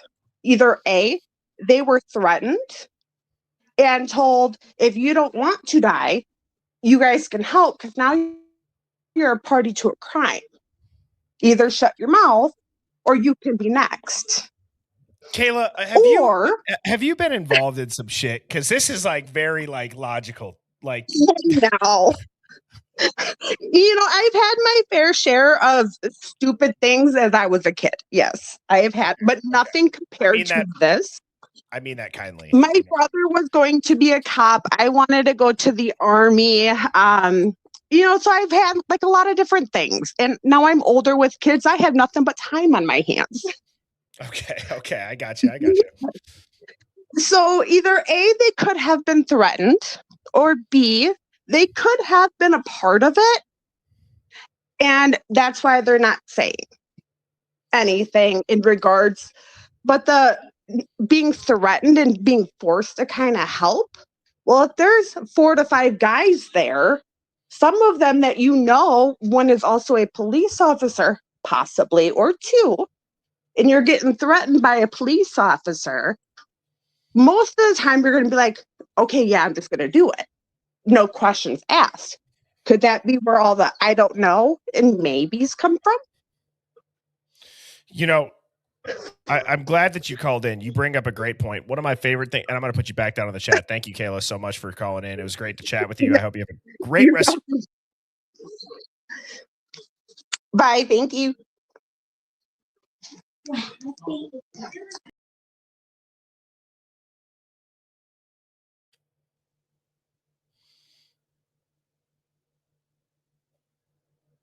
Uh-oh. Was my mouth open or closed? Please, baby Jesus, say that it was closed. Every time that it freezes. Oh, PTSD. Great job, though, Kayla. Thank you so much for the call in. Great job to everybody tonight. And, okay, thank God. Somebody said head tilted. Damn you. Blue. I got to get a new mic. I gotta get a mic that's not so. I'm just gonna stop right there. Damn it! Now I'm all red. All right, I'm gonna bring up our last caller of the evening, Big Amish Media. Always great to see him in the chat. I'm excited to chat with him here as after I finish him up. Or fuck me. Apologies. Pause. Didn't mean that. After I finish talking to him. Oh, this is just going from bad to worse real quick. All right, focus. All right. Big Amish Media coming on up. Hey, what's Bryan. going on, man? I did not mean anything weird by that. Weird's part of my norm, so it's well. That's good. At least we can laugh at it. How are you doing this evening? Great, and thank you for having me. Of It's always course, good to listen in, and the Hive has plenty to say. Always great to hear their comments in the chat as well. All the time. I agree with you. Well, today, although I love talking about the federal jurisdiction and national security, I want to focus on something that you kind of pointed out to. Which is Washington State University and how BK's role as a graduate research assistant, hypothetically, this is all hypothetical, brought him within law enforcement and feds. And I'll tell you why, if I could just lay out a few things. Yeah, go for it. Okay, so we all know that BK drafted a technical grant proposal back in the early spring of 2022, right? Yep. WSU funded research assistant spot with Pullman PD. It focused on data collection for rural policing outcomes. It was the National Institute of Justice, the COPS program, eligible. That's what it was trying to do through the DOJ to get a grant, right? He met with Chief Jenkins in April, we know that, to pitch it. He wanted to get his grant approval so he could have that position in the PD. Jenkins later cited the innovative data angle in PD memos that came out. And so that's the one aspect of Pullman being involved, right? Now let's just talk about the funding, and then I'm going to go into the federal Hurwitz connections. Ooh, I'm interested to hear this. Yeah. So, and I'm going to keep it somewhat general. I have a lot of this information that I could just send you. I want you to run with it. Okay. This is a lot more than I could, but there's a lot here that you and the Hive could just run and have a frenzy on. Okay. So we know that WSU Criminal Justice Department, they pulled in 120K, right, for 2022 across the three grants. What were the three grants they were awarded? We know that because of WSU's financial year, they stated it, and also the Department of Justice also has it stated as well. But 77,000 went to rural data equity, right? And that was the Palouse, if I say it correctly. Is that how to pronounce it? Palouse? That's how I would have said it. Okay, a partnership. So that's for data harmonization. That's BK's draft. Basically fits perfect. The 25,000 for the COPS micro grant. That was for the small Washington PD's Pullman body cam integration, part of, among other things. 20,000 was for an addition. That went to the WSU PD joint opioid response. Now, this is very interesting. I'm going to hold it out for later, how this goes into a much bigger issue. Okay, so you had 3 required police department sign-offs by Jenkins, right? So you have WSU willing to write those grants. Jenkins has to approve them, right? So that's Jenkins's role. We know he met with BK. He thought his technical skills were, amazing. It's just that he didn't have any policing background, and that's true. But that's why it would fit perfectly for him. Well, can I pause you there? And Yeah. there's no rush to get through this, because I'm glad you just brought that up, because that was actually what I used today for my thumbnail for the quick cut, which is Jenkins really didn't say that he saw any red flags. Rather, he felt Bryan Kohberger's social skills would not be a good fit. That's really all it came down to from his words. Yeah. Which, if you think about it, what does that really mean? It means, does it mean you're discounting him, or are you actually using that factor? Because let's think about factors that schools use. It's a factor that actually promotes you ahead of the game, right? That puts you ahead of the applicants. There were other applicants. So that is a bonus for him of getting the job. Okay.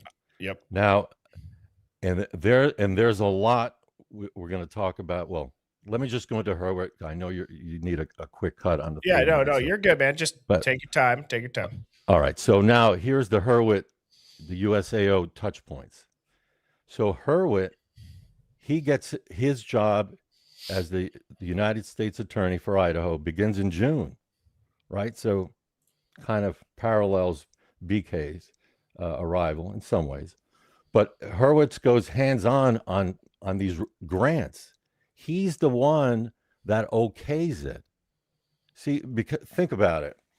Just because Jenkins may say okay, and by the way, because of the Quad City Drug Task Force. So you have 4 police departments in this drug task force that uses federal partners, the FBI, DEA, Homeland Security. So they're all involved. You just don't look at an individual police department. They're all involved because they don't have the resources, and that's why they're there. Great point. Right. So you have Hurwitz, who has to actually review these grants. He actually okays the finances. He has a background in it as well. So it's not just criminal cases he handles. He actually handles the grants, or he signs off on it. So he greenlights it. We know he greenlights it because they were all approved, these 3 grants. Now, let's look at what he would do. He actually has to do a local impact review. He has to do the application vetting. He has to make sure this fits. And is it safe? Because my position is he's going to, BK or anyone, any graduate assistant, and by the way, there is precedent for embedding graduate research assistants into police departments. So there is history of that, and I could send that to you. It's documented before. So embedding someone like BK, a graduate research assistant, into a police department, riding shotgun and having a badge, by the way, and going through security clearance and the like, that's all. I think that's pretty clear that happens. Now, whether BK did it, I'm saying my hypothetical, he does do it. Okay, so, but this is the interesting thing, that Hurwitz's office hosted a 2022 webinars for police PDs on grant compliance. Right. So guess what? If you are a young student, well, not even young, but here's a graduate student. Wait, can I pause you? If you're absolutely. an emerging adult, as if how other funding WSU has received classifies people of this age. Sorry, I just think that's interesting. It's the emerging adults. That applies to what's that age range? We don't know. You're absolutely right. But what's interesting, and I want the Hive to focus on Coeur d'Alene. Coeur d'Alene to me is a hot spot. Okay, and I'll just hit it right now, a little bit of it. But before I do it, Coeur d'Alene, just remind me. So let's go PD, the police department handoff to Hurwitz. Jenkins, Chief Jenkins, he forwards the proposal to the U.S. Attorney for endorsement. Jenkins probably emailed DOJ contacts on similar 2022 data grants that he'd done, but they're communicating all the time, whether it's by email and by these seminars, webinars, seminars, which by the Coeur d'Alene, and I'm sure the Hive knows this, but for me, I'm piecing this all together. But Coeur d'Alene is a hotspot. That's where the U.S. Attorney's office is. It's a satellite office, but it is an office. The FBI is there, Homeland Security is there, all the federal agencies are there. Okay, so don't discount the importance of Coeur d'Alene. That's why I want this focused. So you have that. Then, okay, so BK wouldn't call Hurwitz. He's not going to pick up the phone. That's not happening. But via Jenkins, who met Hurwitz at the 22 rural PD summits, because they're interacting, right? A new U.S. attorney's present now. You're going to go pay homage to him, among other things. But you have a direct relationship because you want a worker to come in and do your research, your analytics for research, right? And get embedded. You're going to get a not technically employee because he's borrowed from WSU. So it's like an independent contractor, right? If you could use that term, people could understand why he's not a police department employee, right? He's from WSU as a graduate research assistant. It's kind of like a borrowed teacher's assistant, but I get he's you. He's not an employee of the police department. That's clear. But he's only hired because of the federal funding, right? So that's clear. So what happens? The email goes from Jenkins to Hurwitz's team, standard for the $77,000 and whatever the total is, excess of 100 and some odd thousand. But all of that has to occur by presenting BK as the person who's going to be embedded with the police department. It has to be. Of Otherwise, course, he has to greenlight it. If you let's put ourselves in his shoes or any employer's shoes. Yes. You're going to give this money. Who's going to take on this duty, Chief Jenkins? Who is it? Oh, Bryan Kohberger? Tell me about him. Oh, guess what else happens? Well, once they greenlight it, once it's funded, guess what happens? Hold on a second. I do need a little water. No, you're good, man. I love your thought process in this talk path. You've done a great job. So take your water, take a breath. Okay. Keep going. So once it's funded, what happens? Now you're funded. Now you have your position. What happens? You greenlight these projects. You start to work. But before you go to work, and part of the greenlighting, right? Hurwitz has to make sure and put everyone in briefing rooms, in conferences outside of public view. This is all private classified information. He has to go through a security clearance. Guess where that's happening? That's not happening at MPD. It's not happening at Pullman's police department. It's happening in Coeur d'Alene. That's where they have their skiffs, or whatever you want to call it. That's where they're going to have their area where everything is private, confidential, classified. That's where the only way that information gets passed around. So BK's involved, hand over fist in this weekly, daily, whatever it is. And there are they have their webinars and conferences set up. But there's the ones that are within now the grant proposals that's off monitor. That's private. You're not going to know that. But clearly there are going to have briefings before you send out BK to go on, fentanyl surveillance. I'll use that. It's an opioid. It's part of that opioid funding. That's right. What he's going to do. His life's going to be at risk as well. Okay. So everyone's got to understand what this all entails. Real quick. Yeah. Because, and I don't want to just cut you off. I'm letting you run with it, but I want to hit that part that you just said. Yeah. His life is at risk the second he agrees to this. Yeah. So what does it mean? Answer the question. Yeah. Well, that's the whole point. What does it mean? Well, we've he's talked a CI now. And go ahead. You go. Sorry. No. I want you to say it. No, I want you to just bring it out, because I'm flowing with this as I'm talking to you as well. Go ahead. I want you to run with it, because I'm learning as well. This is all a learning experience for everyone. Yeah. I don't know everything. I don't know a lot, but I do know to uncover certain things and look at things a little different. Sometimes I'm not saying I'm right, but I'm just presenting something. Right. I concur. And I think to just re-hit that point of how you said Bryan's life is now at risk. Well, his life was at risk the second that he said yes in whatever office. Again, not saying we're right. If this happened, right? Yeah, the second that hypothetically, the second that he said yes, he's now got a target on his back. CI, he's involved. He's going to take down powerful organizations. He's in general working with the cops undercover. There's always a risk for that. But what people have to remember is once he said yes, that role began. Yeah. And people have to understand, just like we're looking at low-level rugs dealers, or there's a component that keeps, it's like a pyramid. You go, well, where did that person get their drugs from? Where did that person get? And it goes higher and higher and higher. And then it involves a huge infrastructure of something that's transnational.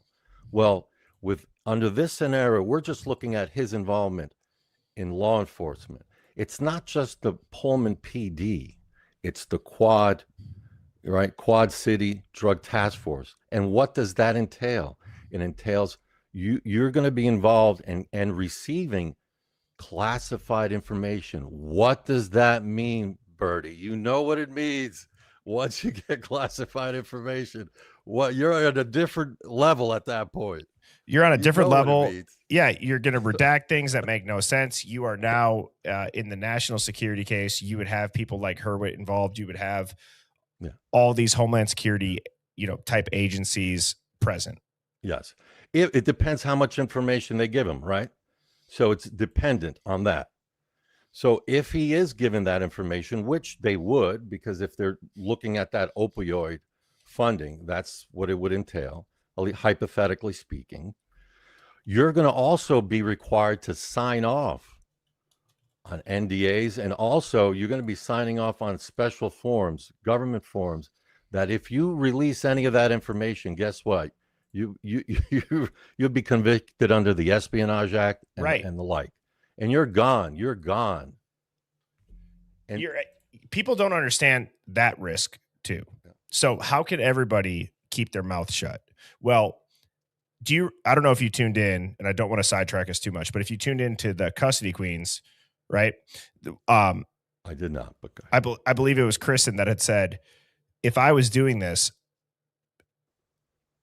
meaning at the top of it, running this operation, attorneys, lawyers, people involved, it's on a need to know basis. That's it. Otherwise, just act normal. Take this like as if this is real. Well, yeah, if we look at the case, and the trial, people are asking, well, why this? Why wouldn't they bring out this? Why wouldn't Ann Taylor, for example? Well, Ann Taylor could have been privy to this information. She could have a security clearance. We don't know. And if she says something out of line, guess what? She's in trouble.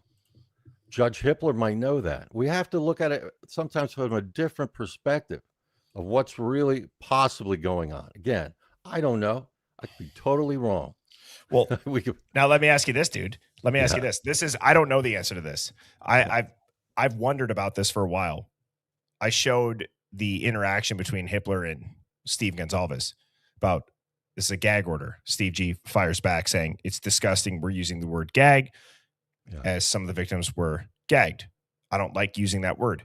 My question with the leaks, you listen to Hippler's tone, although yes, it's text. He's saying, I understand you're the father of a victim. You might not like this, but it's the truth. I need to be able to seat a jury. Steve snaps back and he says that. Let me ask you, are the leaks and even that interaction publicly put out for exactly this? Well, he's saying this, right? I hope you follow what I'm saying. Yeah. Yeah, no. I yes, it leads to, we have to understand if there's there could be an ongoing continuous investigation going on. Right. For example, the Aryan Knights or the cartels. And I could give you I'll say it as well. Look at Operation Last Mile. I'm going to send you all this and you'll understand what he was really involved in. That's how the cartels from China, I'll send you all this. I got it all on power. I'll just send it to you. And how grand jury let me just back up a second. I could say for a fact, on public records, we know that there were federal court and grand subpoenas issued in BK's case. Federal court subpoenas. So what does that mean? There's your parallel proceeding, but and we know from Hurwitz was involved with the Aryan Knights from 2017, and we know that. Let me just tell you, grand jury proceedings are not just 6 months a year. I think they could go up to 18 months just on a typical case or involving, but you could extend them. And then if it involves national security, guess what? 5, 10 years, it goes as long as you want it to go on. And so grand jury, go ahead. Sorry. I believe 2017 is accurate. However, the case that he was working on with the Aryan Knights, that RICO case, they were charged in 2019. That's when the indictments were actually brought. Okay. That's when the indictments were brought, but they were convicted in 2021 or 20, whatever it is. But just so you know, just because someone's convicted, the grand jury still convenes. It could convene once a year. If he wants to keep it open, he could keep it open. That's what I'm trying to tell you. And you could keep investigating stuff. And you could use the power of the federal government through FISA and surveil. You could do a lot. So that's why through CastNet operations. Yes. Yeah. So there's a lot. There's plenty there. So, I don't want to take too much of your time, but I do want to send it to you. I want you to run with the Hive, what I have, and I'll keep working on stuff. But then there's the other aspect I want to, is talking about the grand jury proceedings, how private they are, and how this Operation Last Mile ties in, and how it makes perfect sense on why. Can you give us an elevator pitch if you got time? Give us a 30-second rundown on it. You got the Hive completely encompassed, and if you have an entrepreneur mindset, you might want to start a late night DJ radio talk show for smooth jazz, as everybody's saying. They love your voice. Well, thank you. Maybe something. Welcome to Big Amish at night. How about that? I love it. I love it. But Operation Last Mile, we know that concluded, I believe, in 2023, but it was active in 2022, which means they were investigating long before that. So it actually talks about China's involvement of bringing precursors to Mexico and the cartels then taking it from there and crossing into the borders, distributing it from a lot of places, and ending up in Idaho. We know that because it follows exactly what these grants were for. That opioid fentanyl grant, think about it. Do you really think the DOJ, Hurwitz, would be interested in some minor drug dealer in Moscow, Idaho? No, it's always tied into a bigger fish because that's how you make your name. No one, just like BK, do you really think he wanted to, and there's nothing wrong with cornfields, don't get me wrong. Do you think BK really wanted to stay in Pullman? That was his life's goal, to be a Pullman police officer? Or he wanted to be a Fed? Let's face it. And I love corn. Buttered corn. Oh my God. Don't get me going. I'm gonna wear an Amish, like a traditional Amish outfit if I ever have you on as a full-time guest. So it'll be a lot of fun. But there's a lot here. I'm sorry. I won't take more of your time. I know you cut short, but there's so much here. And Philly Special's my go-to as well. I love that, man. You crushed it. Thank you. And I love whenever you're the last caller, just by chance, to give you some time to talk through. I know you go hard on the research. You're always bringing the receipts, and send me that. And not only would I be happy to run with it, I'd love to have you up on stream to talk through it. I could put together slides and all that. So birdie-bombshell00@gmail.com or Birdie's Hive Mind @gmail.com, not just for you, but anybody that wants to get into touch with me. Okay. And we'll make it happen over the next couple of weeks. But I appreciate you, brother. And thank you. I hope you have a great rest of the night. Yeah, absolutely. You have a great one. Thank you. Cheers.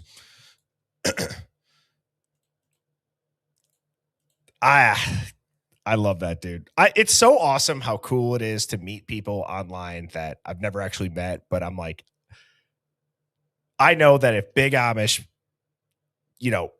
was, for whatever reason, if I cross paths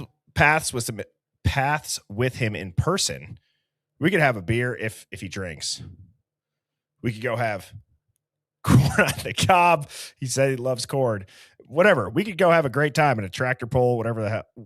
Not trying to be rude, just whatever he wants to do, whatever he can do, we can do it. I'll wear a traditional Amish outfit. I'll shave my beard, and we'll get Mrs. Birdie in a Amish outfit too. It could be a lot of fun for the night. Oh God. All right. That was awesome. And I'm going to address these super chats, and then don't go anywhere, because I'm going to play one other thing here quick. Just a Devil Woman says, Hive demands you say out loud, getting busy in the hizzy with the Jizzy 69. Thank you, Just a Devil Woman. Just a Devil Woman. Getting busy in the hizzy with the Jizzy 69. I love it. And Les Awake says, just showing some love. Well, thank you. Always great to see you, Les. Hope you're hanging in there, doing well. Leslie Dew 2326 says, notes are great, but hitting the space bar is joyful. The Squiggles 1 says, Jack didn't answer the calls from Kaylee and Maddie. Shouldn't there be text also? There absolutely should be. And I feel like the digital footprint of everybody involved in this case is extremely minimal. Leslie Dew 2326, again, thank you for the super chat. Two of them, says, I think BK pissed someone off high up, and they decided to use BK as a patsy to get him locked up and let the real perps off. or perp off. I haven't heard this theory, but would love to hear the Hive's opinions. Yeah, that's a great point. Did BK, to what we were just talking about with Big Amish, did BK, was he somebody that they say socially he just wouldn't fit in? Well, was he too honest? Would he not be able to tell a lie? I know with people that are on the autism spectrum, they're very honest. They're very truthful. They're very forthcoming and asking questions. And I can see if that does piss somebody off who's either wanting to avoid people like that or they're just not familiar with somebody with that condition. Absolutely. That's a great point. And so can I ask everybody something real quick here at the end? Again, this is the third time I'm saying it. If it doesn't happen, it doesn't happen. If Jules hears this and they're busy, so be it. Like I said, I wanted to make sure that I at least tried. So third time, really emphasizing this so that there's no question about it. 9 p.m. Central tomorrow. If there's any interest in collaborating on that stream for the audio, I can send it to you beforehand. You just have to promise me you don't play it on a live or whatever until we go live. Not that I wouldn't, trust Jules with that, but I know that it took a lot of effort to get that footage. So I feel like that would be cool. I feel like it's all about, everybody that's working towards the same goal. So if anybody does know Jules personally or has a contact point, that would be really appreciative in the next 24 hours to get that set up. Oh, she's live right now. Well, if you guys pop over there after I get done here in the next couple of minutes, let her know. I want to play one other thing. Now, what were the rumors? See, this is where I'm just like, holy shit. I can't even believe that I'm going to say it, but with this audio, I'm going to play this while I look for it. So I want you all to listen to this and then don't go anywhere. Just hear this out. This is a teaser for tomorrow evening. I have all 35 minutes and 1 second of the audio that will sound like the second half of this audio.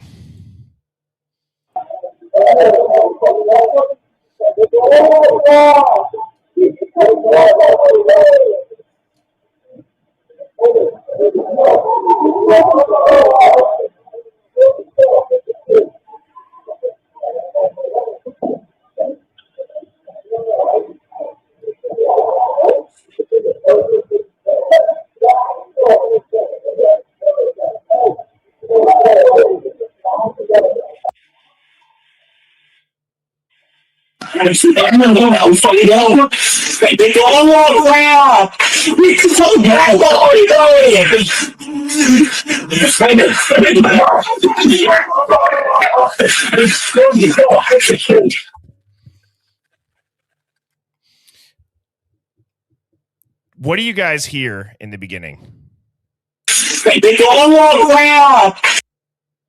Right here.